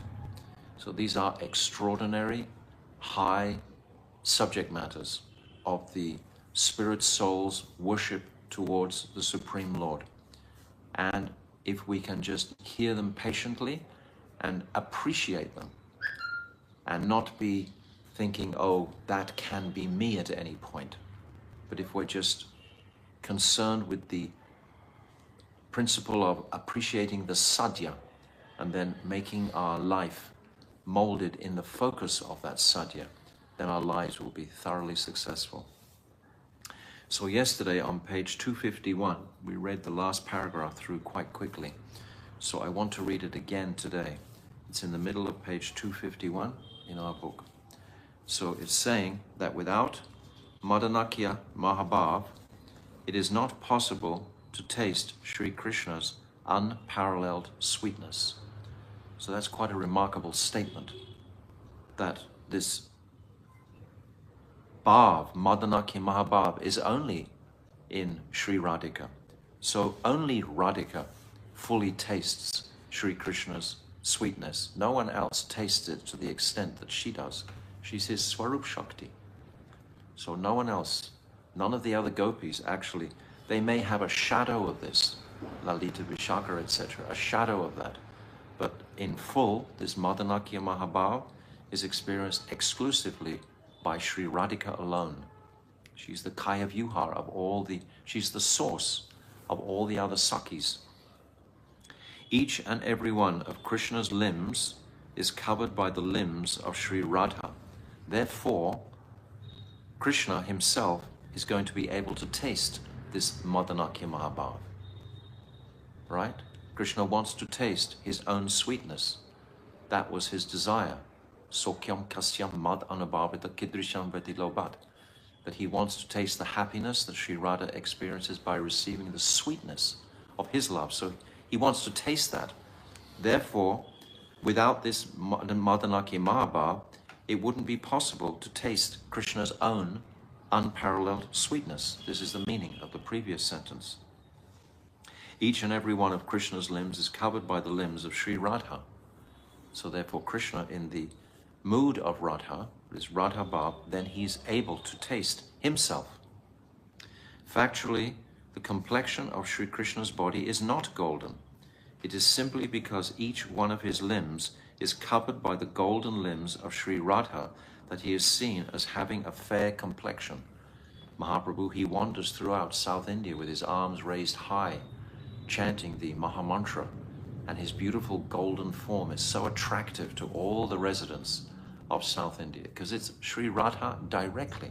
His form is directly a manifestation of Sri Radhika, but within is the black Shyam hue of Sri Krishna himself. It is simply because each one of his limbs is covered by the golden limbs of Sri Radha that he is seen as having a fair complexion. Both Sri Gaura and Sri Krishna are the self-same Krishna, and both are the enjoyers of Sambhog Ras.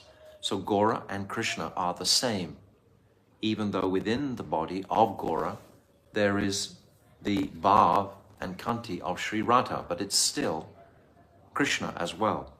So therefore Krishna is going to be able to taste this Sambhog Ras, the happiness of meeting, which means that both are the enjoyers of Vishaya Vigraha. This means Gaura and Krishna both will enjoy this Vishaya, this place of being the enjoyed. Gaura and Krishna will both experience that taste, the taste of being the sugar, so to speak. Furthermore, taking shelter of the golden complexion and sentiments of the Ashraya Vigraha, Sri Radha, in the mood of separation. Now, it's another conception, in the mood of separation. And we understand, my Gurudeva said conclusively, that Mahaprabhu practically never experiences union when he's in the renounced order. The last 24 years of his life are almost exclusively in Vipralamba Bhav, practically exclusively. Once or twice he has darshan of Krishna, but it's this Vipralamba Bhav that Mahaprabhu is mostly immersed in, practically exclusively immersed in. Then Sri Krishna is Sri Krishna Chaitanya. So he's Sri Krishna Chaitanya when he has that mood of Radha experiencing the Vipralamba. So this is the tattva that's being explained, this very important paragraph here. Dear Lalit Nayak, this is the hero, Krishna. 4 types of heroes. Dhirodata, this is actually compared to a personality like Lord Ram, Dhirodata. Then there's Dhirodat, Dhirodata, with a short O. And this is compared to someone like Bhimsen, that sort of mood, quite arrogant sometimes. And then there is Dhira Shantaha, and this is being compared to Yudhisthira Maharaj. He has that mood also. It's all 4 qualities are Krishna, but to get an understanding of the nature of these heroes, these characteristics, these qualities, they're compared to different personalities like Ram, Bhimsen, and Yudhisthira, just to get an idea. But Krishna is all of those different personalities. He has those different qualities within him. Just like Sri Radha has the quality of Vrishabhana Nandini, Viyogini Nandini, and Samyog Nandini Radha, Samyog Sri Radha. These 3 qualities are within Sri Radha. So this dear Lalit Nayak, and it's described in the footnote that Sri Krishna is portrayed as dear Lalit Nayak. The hero is characterized by skill in amorous pastimes, fresh youthfulness, expertise in humor, the absence of anxiety, and submission to his beloveds. He's a carefree prince of Braj. That's the mood of dear Lalit Nayak. The only place where it exists is in Braj. Sri Nandanandan, the original Godhead, is the only form of Sri Krishna able Sri Vishnu able to enjoy Sri Krishna's Swarup Shakti, Sri Radha, who is the complete Chit Shakti. Nrsimhadev, he enjoys the company of Lakshmi Devi. Lakshmi Devi is a expansion from Sri Radha, from Swarup Shakti. All the Lakshmis of Vaikuntha are expanding from Sri Radha, and all the gopis are expanding from Sri Radha, but the ultimate quintessence, the topmost personality, that Adyantika, Adhika, Madhvi, Mridvi, this is Sri Radhika, the topmost. And only Krishna enjoys, who is the complete Chit Shakti, that's Swarup Shakti. No other form of Vishnu, only Gopendra Sutta, Sri Krishna, the son of the king of the cowherd community, partakes of Sringara Ras, the mellow of amorous love, and his dear Lalit Nayak. All others have strong feelings of Aishwarya. We described that yesterday, right? All the other avatars, Matsya, Korma, Varaha, Vamanadev. Tomorrow we'll celebrate, Varahadev, yes, Varahadev tomorrow. And then Vamanadev and Nrsimhadev, and all these different personalities, none of them exhibit these amorous pastimes. They're all, Ram is the previous avatar to Krishna. So he is establishing Maryad, this Purushottam Maryad. And only Krishna is tasting this Leela. He's Leela Purushottam, Krishna. Therefore, Sri Radha alone is described thus. Govinda Nandini Radha, Govinda Mohini, Govinda Sarvasva, Sarvakanta Shiromani. This is from the Chaitanya Charitamrita, Adi Leela 4:82. Actually, it would be nice to also read through the 4th chapter in its entirety at some point soon. Because the 4th chapter in Adi Leela and the 8th chapter, this Ramananda Rai Sangvad, are most complementary. And to get to digest both of these chapters, then we actually have the heart of the Chaitanya Charitamrita conclusively. So this verse, Sri Radha gives pleasure to Govinda. She is his enchantress, his all in all, and the crown jewel of all his sweethearts. So we heard at the beginning, after all the rasas were mentioned, after Kanta Ras or Madhurya Ras, then Radha's love for Krishna was mentioned. Before the Krishna Tattva and the Radha Tattva were mentioned. This love of Radha, because this is what Mahaprabhu is going to taste. This Madanakya Mahabhav, which is only in the heart of Radha. No one else has that. Okay. 89 and 290. Gupte Rakiha Kana Na Kariha Prakash Amara Batula Cheshta Loke Upahas Ami Eka Batula Tumi Dvitiya Batula Ateva Tumaya Amaya Hai Samatula. Sriman Mahaprabhu said, O Ramananda Rai, please keep my actual identity, the axiomatic truths, and what I have shown you secret. Do not reveal them to anyone. People may laugh, since I always act like a madman. Actually, I am a madman, and you are also. Therefore, both of us are on the same platform. So now this madness will be unpacked and described, what sort of madness this is that Mahaprabhu is in. Full of humility, this is the commentary, full of humility, Sri Chaitanya Mahaprabhu is explaining that in this world of mundane logic and dry speculative knowledge, one should not present these talks before the unqualified non-devotees. And remember, we said that the other day, how Krishnadas Kaviraj is celebrating because those camel ass-like men who are immersed in logic and unqualified devotees, they will just go to sleep when you start talking about these topics. They will just leave. They won't be there. I've actually seen that when my Gurudev has been speaking sometimes, some very beautiful pastimes. Then I've seen individuals just fall asleep. They just don't connect with it because it's not their adhikar to connect. It's no problem. Everything's in process. Everything's step-by-step process. um, such persons who are subject to mundane material intelligence and addicted to logic, argument, and word jugglery cannot understand the value of such topics, and by laughing at such topics, they will become offenders. Therefore, don't tell them.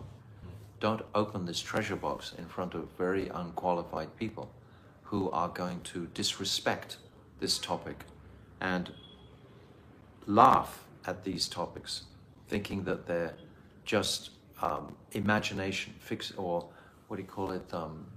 They say in India all the time. Myth. What is it? Myth. No, they say about Krishna's historic Leela. What do they say? There's a word for it. Mythology. Yeah, mythology. That's the word. Oh, that's what you said. Was it? Myth. I said myth. Myth, yes, myth. Correct. Yes, myth. They say it's mythology or mythology. The Americans say mythology. So yes, mythology.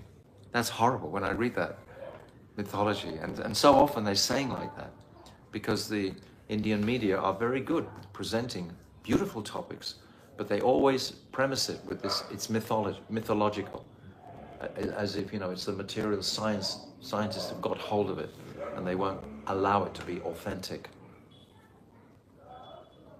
Word jugglery cannot understand the value of such topics. By laughing at such topics, they will become offenders. One should properly understand the word pagal, or madman, to mean premon mad, or one maddened by the influence of prem.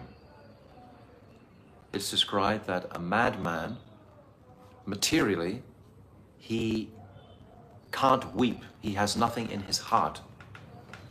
But a madman spiritually is weeping copiously because he has a heart so full of love that it falls out of his eyes. That's why Mahaprabhu squirts these tears, because his heart is so packed full of emotional feelings. He squirts it out. But a materially madman has nothing in his heart. It's dry as a bone.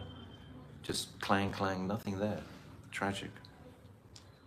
One whose every endeavor is performed under the influence of prem for the happiness of Krishna. That's what prem means, to run to satisfy Krishna's happiness, his calm, and who is intoxicated by the nectar of the path of Raganuga Bhakti, cannot be understood by persons absorbed in the rasa of material enjoyment. We spoke about that yesterday, that if we're not getting the spiritual pleasure, then we're going to be automatically looking for the material pleasure. And if one is imagining he's getting some taste from that, he's absolutely unqualified to even approach these topics, because he's actually getting some taste for that, rather than be detached from that entirely. At the time of death, what will be? What's that beautiful expression by Srila Pramodananda Saraswati? He says, "Oh brother, at the time of, when you close your eyes in death, where will your mother, father, family, friends, wife all be? Where will your good intelligence be? Where will your control over others be? Where will your reputation be? Leave all these things immediately and just run to the forest of Vrindavan." So all of those things constitute our material life, our involvement. Practically from the very beginning, we're trying to shore up our reputation in the world, what people think of me. I think this whole Facebook thing is just what people think of me. You got the thumbs up or the thumbs down. And sometimes people, they live their lives by that. Am I being acknowledged? Isn't it? That's called pratishtha. And I'm probably the most one with most of that. And I'm trying to purify myself by reading this. The materialist will consider the prem-filled endeavors of the devotees to be a form of madness. When someone is attracted by Krishna prem, he abandons all material endeavors and is said to be divinely intoxicated or transcendently maddened. So my Gurudev is qualifying this action when Mahaprabhu is calling himself a madman. Sriman Mahaprabhu declared, "O Ramananda, you are seeing me as a separate golden person, but I am not. I am Brajendranandan Sri Krishna. My mood is Gora. My mood as Gora has come about by the touch of the body of Srimati Radhika, and it is eternal." So we just sang that beautiful bhajan. Bilbaji sang that beautiful bhajan. That everything we hope, this is our aspiration.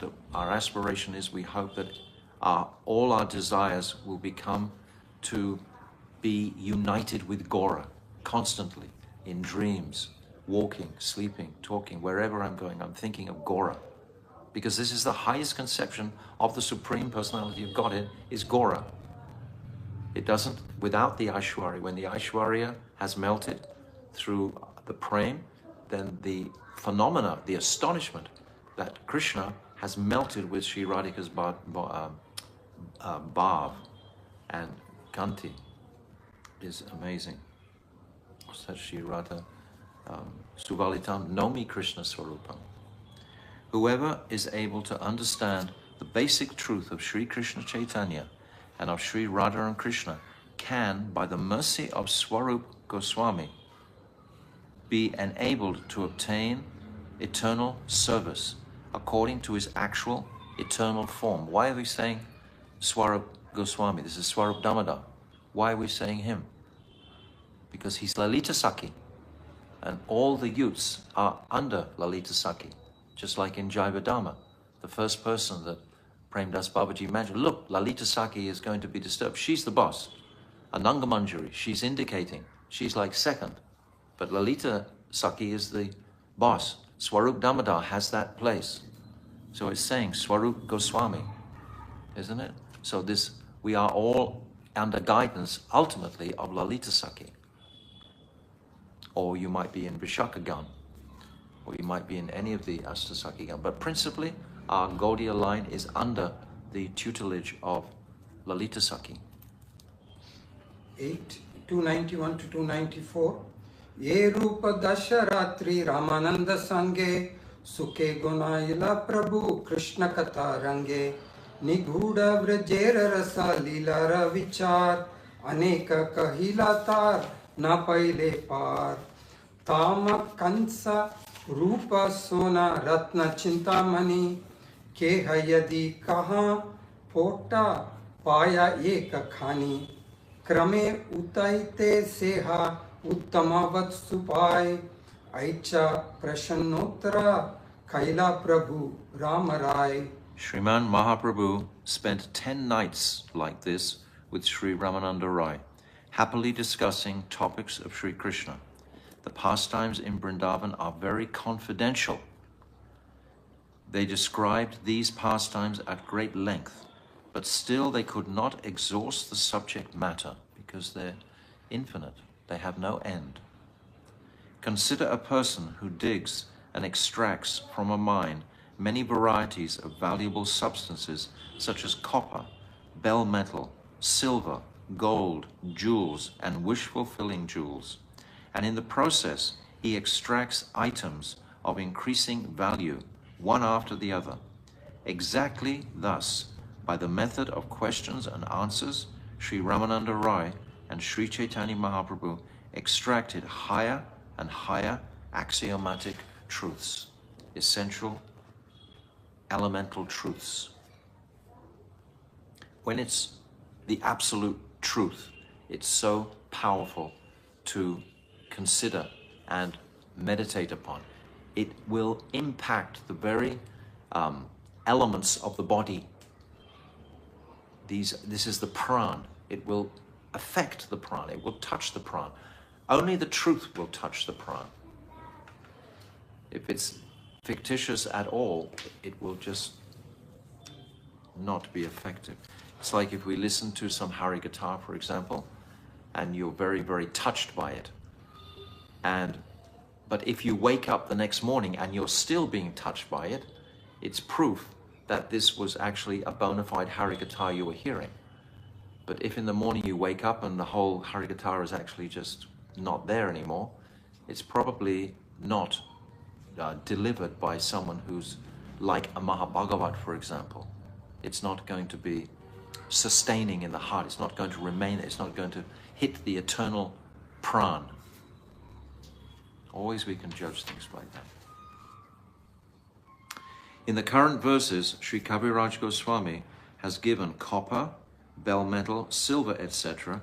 as examples to describe a variety of sadhyas, because that's what we've scrolled through, a varieties of sadhyas, each one superior to the previous. But when you're in those sadhyas, it's not superior. If you're following Varnashram, you think, yes, that should be the highest goal for everybody. That's the mindset. The descriptions begin with Varnashram Dham and conclude by revealing the topmost limit of sadhya, which is Madanakya Mahabhav. So just in a nutshell, my Gurudev is going to summarize the entire Rai Ramananda Sangbha in code, but we can capture it. All of this is accomplished by the stratagem or method of questions and answers. Shanta, Dasya, Sakya, Vatsalya, and Madhurya rasas are compared to copper, bell metal, silver, gold, and Chintamani jewels, respectively. In Vrindavan, the water of Jamuna, the sand of the riverbanks, the kadamba trees, cows, sticks, and flutes are all manifestations of Shantaras. But my Gurudev has also said at another time that there's no Shantaras in Vrindavan, because all of these Udipans are all serving Krishna in a mood of Dasyaras, ultimately. But just for the sake of the comparison with these minerals that are being mined, my Gurudev is saying this is like in Shantaras. But we should know a deeper perspective that there is no Shantaras in Braj. Nothing is neutral. River Jamuna is not neutral. The cows are not neutral. They have such a relationship with Krishna. Krishna's flute is not neutral. All conscious. It's all conscious, yes. So it's not neutral, actually. But still, for the sake of this comparison here, my Gurudev is saying Shantaras, to have all the 12 rasas included. Golok Vrindavan has 12 rasas, Vaikuntha has 2.5. So we've said at another time, all these 12 rasas are listed. If you look at the Bhakti Rasamrita Sindhu Bindu, and if you look on the back cover of that Bhakti Rasamrita Sindhu Bindu, and Rasamanjari, we will post it, and you see all the 12 rasas are described in that one verse. It's a very beautiful verse to see the 12 rasas of Braj. So Chitraka, Patraka, Raktaka, and others are embodiments of Dasya Ras. Dham, Sridham, Subal, and others are embodiments of Sakya Ras. And Nanda and Yashoda are the embodiments of Vatsalya Ras.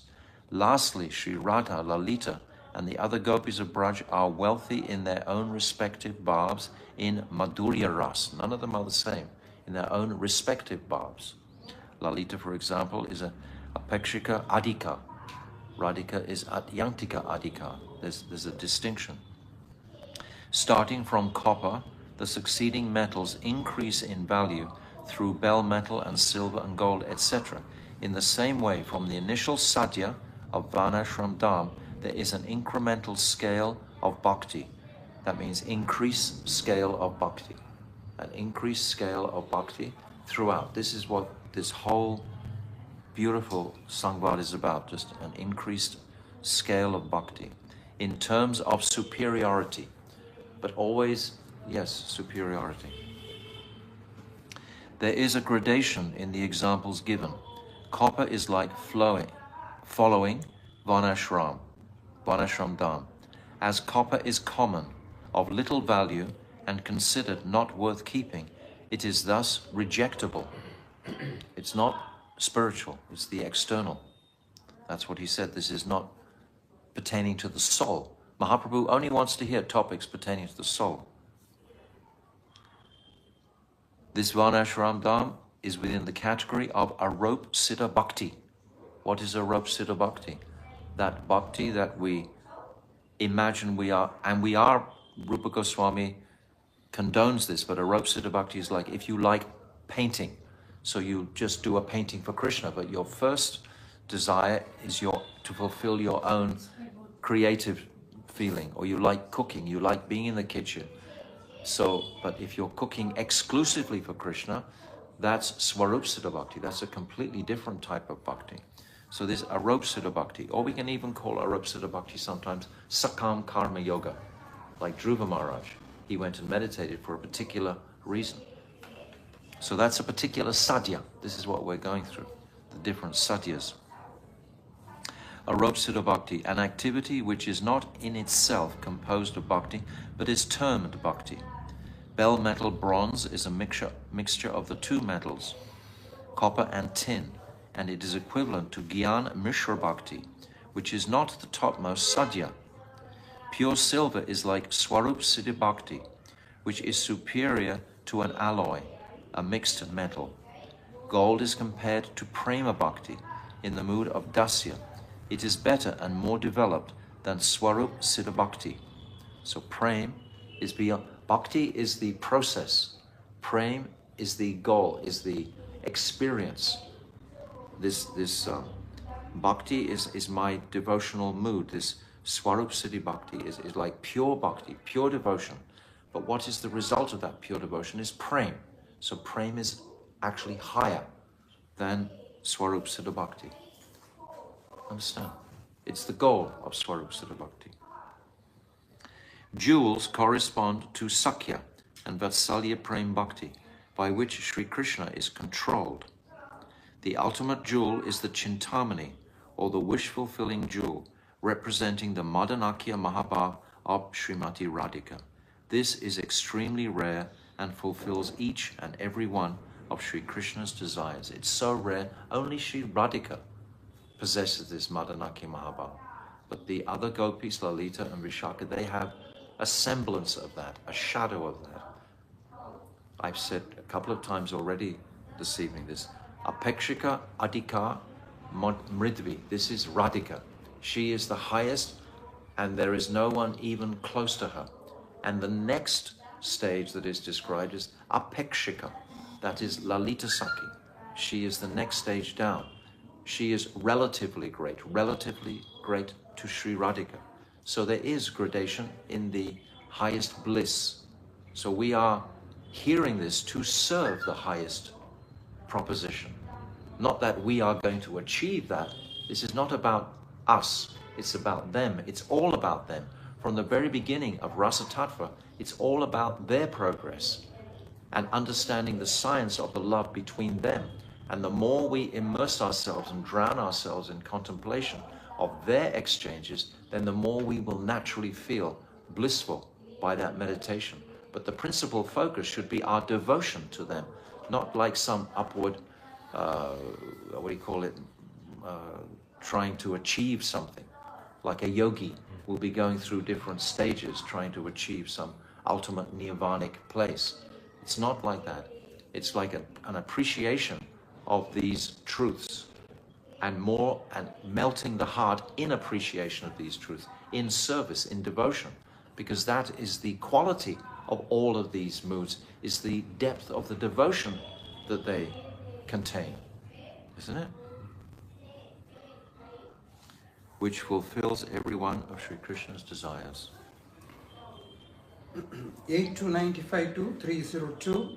Aradina Rai Pashe Vidaya Magila Vidayera Kale Tare Ye Agnya Dila Vishaya Chadiya Tumi Yaha Nila Chale Ami Tirtha Karitaha Asiba Alpakale Duyi Jana Nila Chale Rahiba Ek Sange Sukhe Gunai Bakal Krishna Kata Range Ye Tabali Ramanande Kari Alingana Tare Gare Pataya Karila Shayana Pratakale Utti Prabhu Deki Hanuman Tare Namaskari Prabhu Dakshine Karila Prayan Vidyapure Nana Mata Loka Vaishayata Prabhu Darshane Vaishnava Haila Chadi Nijamata Ramananda Haila Prabhu Virahe Vibvala Prabhura Dhyane Rahe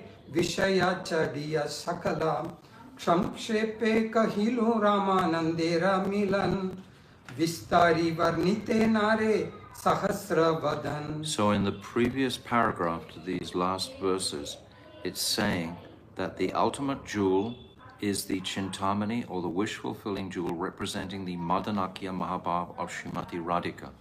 So that is the ultimate sadhya for us to serve. And how do we serve?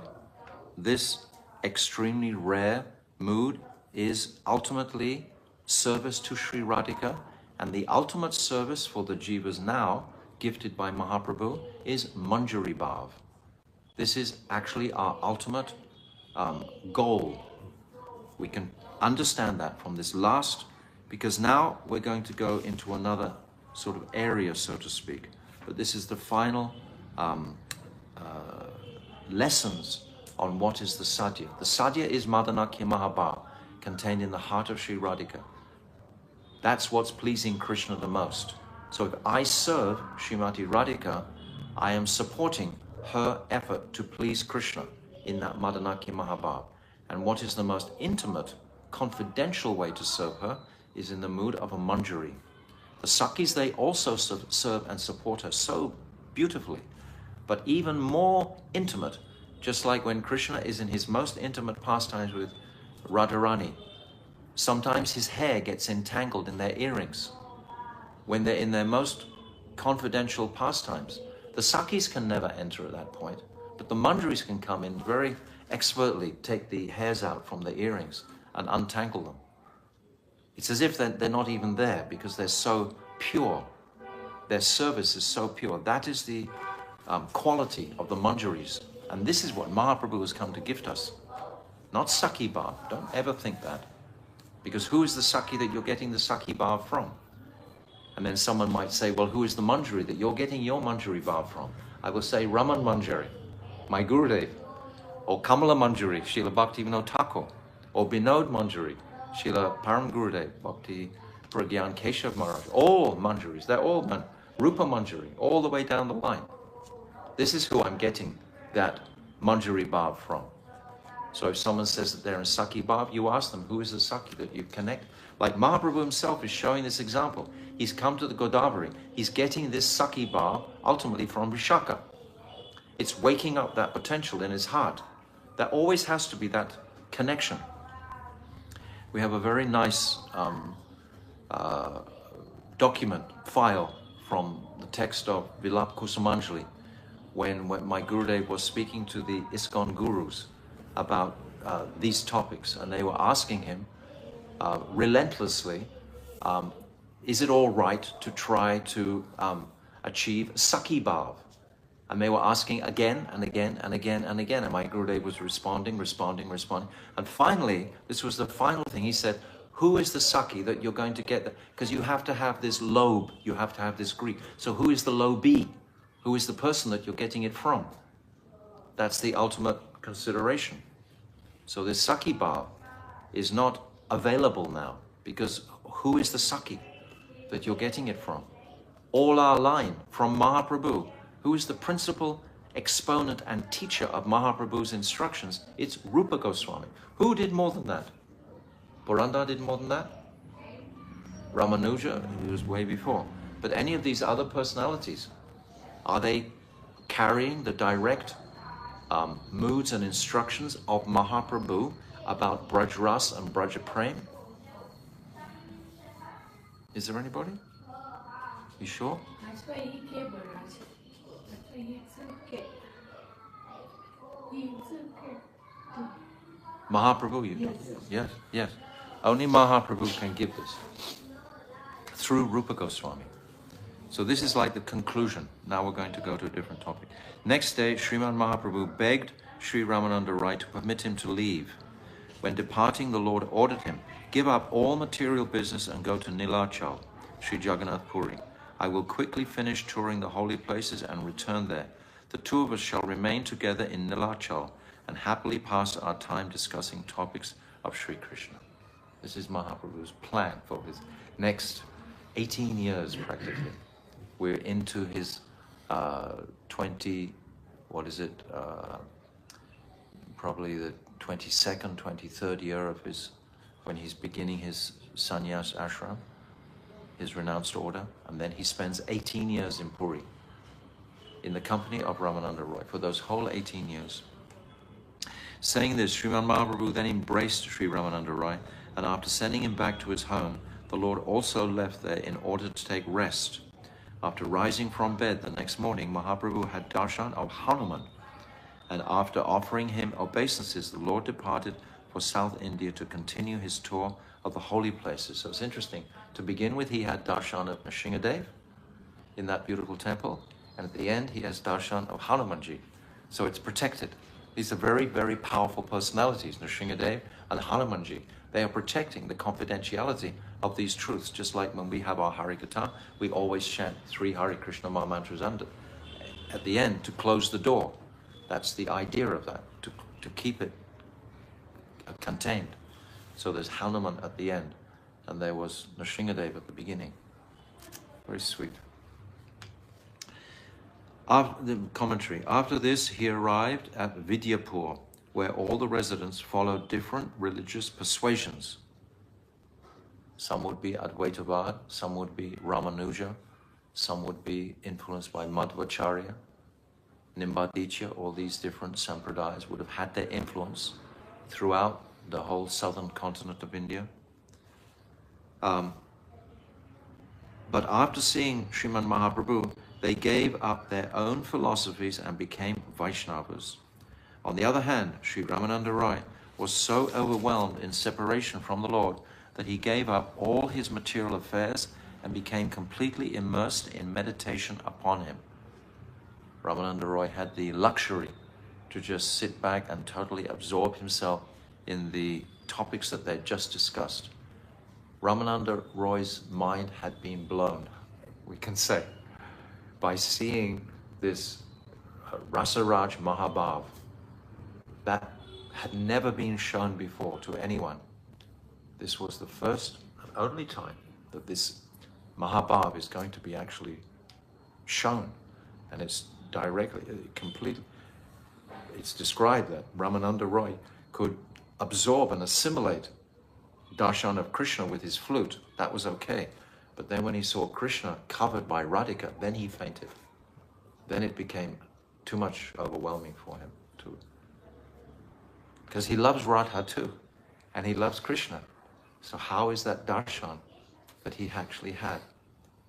Because it's such a remarkable conception that Krishna wants to be covered by the bhav of Radhika.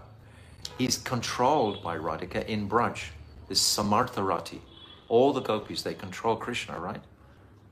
But to be covered by her bhav completely, that's phenomenal. That's something unheard of. So Ramananda Roy, he'd considered all these other topics so deeply. He quotes from Shastra all the way through. He's so well versed. He's such a profound scholar, as well as bhakta, devotee, etc. Vishaka. But this part just stumped him completely. This was just like over the top. So this is Mahaprabhu. This is actually who is Mahaprabhu. So this is the first time he's showing the world who he is. We've lived with this conception for what, 30, 40 years or so. We've heard this conception, so we've kind of digested it to some degree. It's not sort of something astonishing anymore. We haven't perhaps realized it, but we're on the road, in progress to realizing it. So it's not astonishing it as much as it would have Ramananda Roy. He was just blown away by it. So it's saying that Srila Krishnadas Kaviraj explains here, gave up all his material affairs and became completely immersed in meditation upon him. Srila Krishnadas Kaviraj explains here, I have briefly described, the meeting between Sri Chaitanya Mahaprabhu and Ramananda Roy. No one can actually describe this meeting completely. It is even impossible for Bhagavan Sri Sheshnag, who has thousands of mouths. And we also have gone through it very briefly. We've gone through it in about 6 weeks, I think. We're just about, this is the last page. So it's, we could pick out all different topics to churn over. Srila Bhaktivinoda Thakur describes that the worship of Hanuman is performed in Vidyanagar. He is the deity of that village, and after offering respects to him, Sriman Mahaprabhu continued on his tour of the holy places of Sri India. I just find it significant that Hanumanji gets a place at the end, like the bookmark. When you've got a book stand, you've got Nrsingadev at the beginning, you've got Hanuman at the end, and it's protecting it. Okay. 83032-307 सहदे चैतन्य चरित्र घना दुग्धपूर रामानंद चरित्रता है खंड प्रचुर राधा कृष्ण लीला ताटे कर्पूर मिलान भाग्यवान ये शे करे करे आश्वाधान ये इहा एक बार पिए कर्ण द्वारे तार कर्ण लोभे इहा चादीते न पारे रस तत्व ज्ञान है इहार श्रवणे प्रेम भक्ति हया राधा कृष्णेर चरणे चैतन्येर गूढ़ तत्व जानी इहा हैते विश्वास करिशुना तर्क न करिह चित्ते. The character and activities of Sri Chaitanya Mahaprabhu are just like condensed milk, and the character of Sri Ramananda Roy is like sweet sugar candy. Mixing them together produces a supremely sweet substance. The pastimes of Sri Radha and Krishna are like adding camphor. One who is able to taste this substance is most fortunate. One who is able to taste it, not become it. That's not our objective, what we just explained.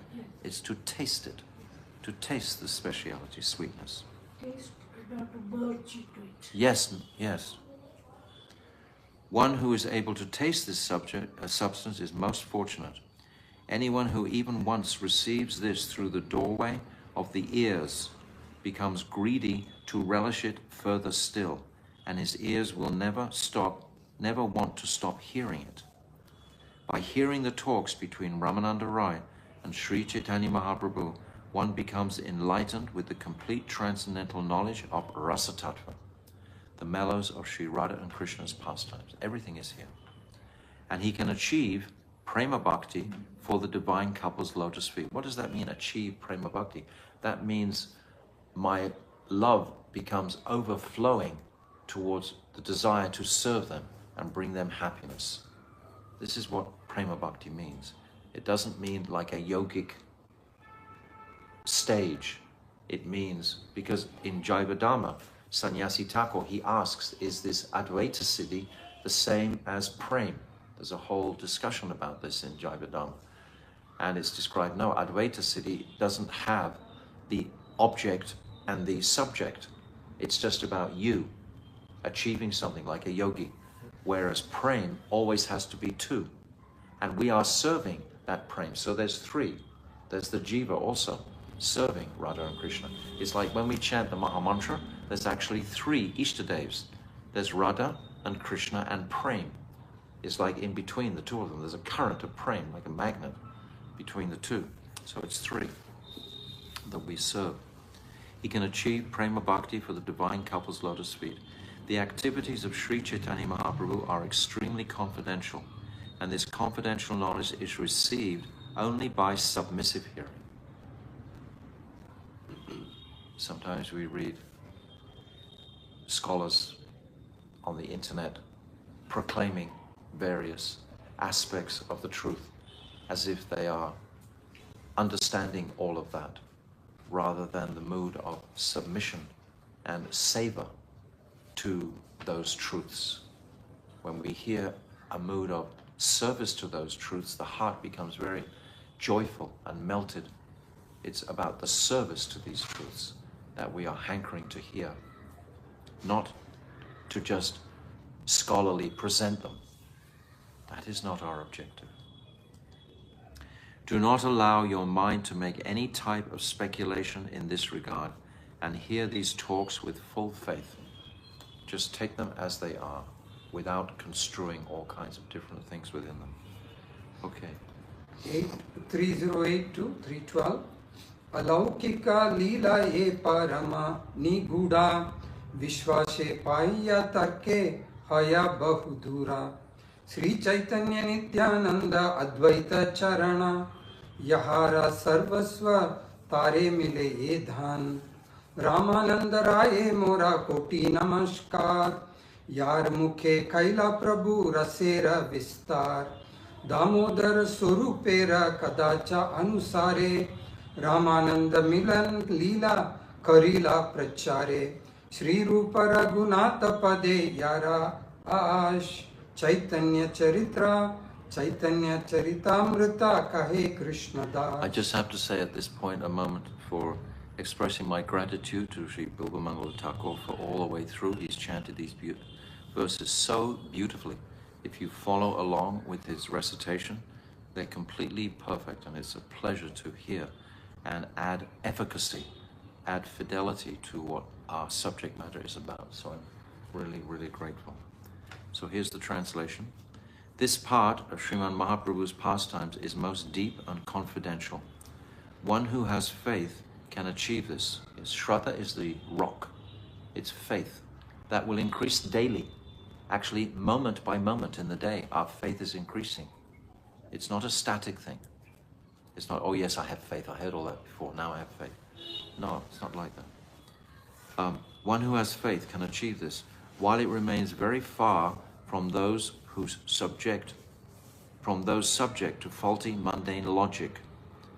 He who has accepted the lotus feet of Sri Chaitanya Mahaprabhu, Sri Nityananda Prabhu, and Sri Advaita Acharya Prabhu as his all-in-all can attain this transcendental treasure of rasa. So a couple of days ago we had the appearance day of Advaita Acharya, and day after tomorrow we've got the appearance day Triodasi of Nityananda Prabhu. So we're completely in line here. We're in a place to receive this divine mercy at this time. I, Srila Krishnadas Kaviraj Goswami, am offering millions of obeisances to the lotus feet of Sri Ramananda Roy, from whose lotus mouth Sri Chaitanya Mahaprabhu has spread the wealth of Prema Ras. This pastime of Sri Chaitanya Mahaprabhu's meeting with Sri Ramananda Roy has been described in accordance with the notebooks of Swarup Damodar. And those notebooks have come through the lotus mouth of Sri Raghunath Das into the ear of Srila Krishnadas Kaviraj. So it's two, because Raghunath was in Puri for 14 years, some say 15 years, witnessing directly these pastimes. So, and he was carrying the truths of Swarup Damodar's realizations in his heart also, and his notebooks. So this is what he's poured into the ear of Krishnadas Kaviraj. So how can we not have absolute implicit faith in these teachings and writings? This is written exactly. If there's any anomaly, if there's anything wrong, it's the editors. But the actual words of Krishnadas Kaviraj are supreme and faithful. That's why it's actually so wonderful to hear the Bengali each time. Bengali creates the platform of fidelity, because this is what Krishnadas Kaviraj has actually written.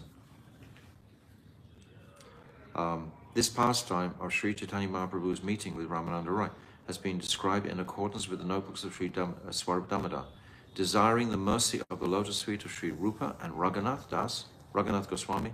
I, Krishnadas, narrate this Sri Chaitanya Charitamrita. So this is the final sentence of this nectar. Completely, it's a heavy treatise. It's amazing how much wealth is in this Raman. I didn't realize when we first started this 6 weeks ago just how much wealth was here. I had a notion, because we've been through it before in Puri a few years ago, but the actual, to have the opportunity and the honor to speak it publicly has been a great joy to go through every word of this book. We've been through the entirety of the book. So I hope that all the listeners have collected enough treasures to continue their meditation.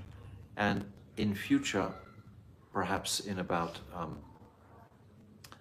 a month or 6 weeks, I think I'll go through the Adi Leela chapter 4, which will support this even more.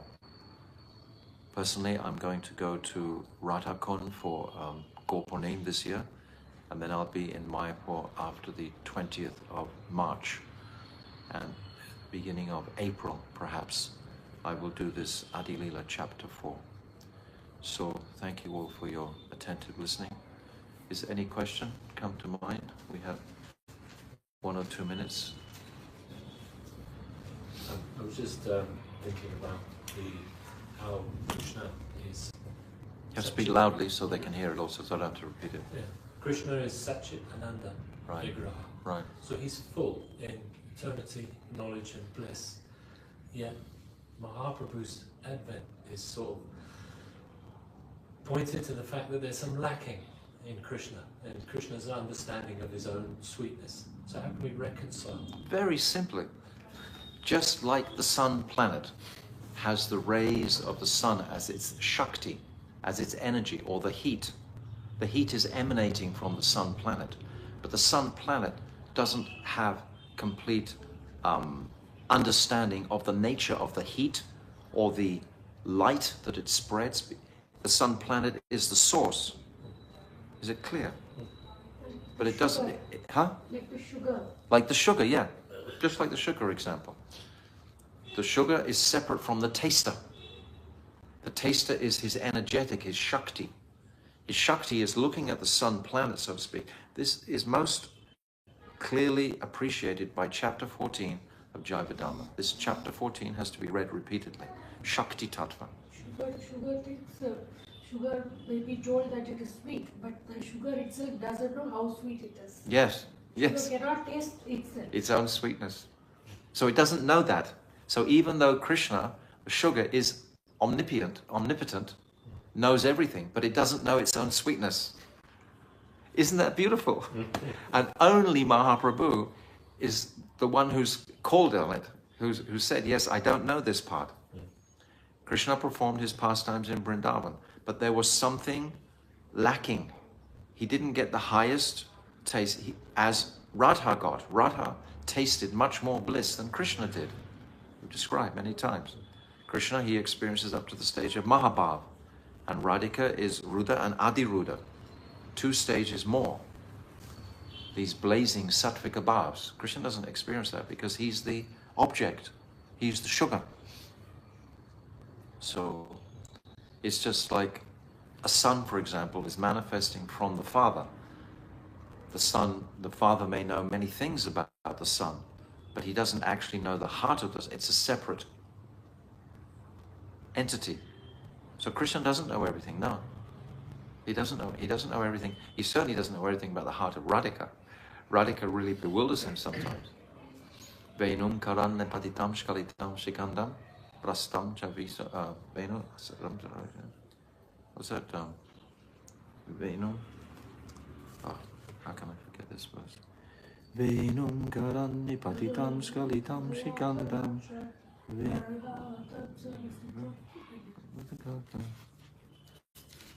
Premam ritam. Brahma Samhita verse. Go with the manipulation. 165, just a minute, I've got to get it. Now I've spoken it, I have to say it. I say these verses every day, but when it comes to actually saying them, Venum konantam Venu, aravinda dalaya. that's it. Venum konantam aravinda dalaya taksham barhavatam. No, Venum kara yasya kadaksha saragarate vimurtitasya tam radikam paricharami kadarasena. When will the time come when I can continuously render service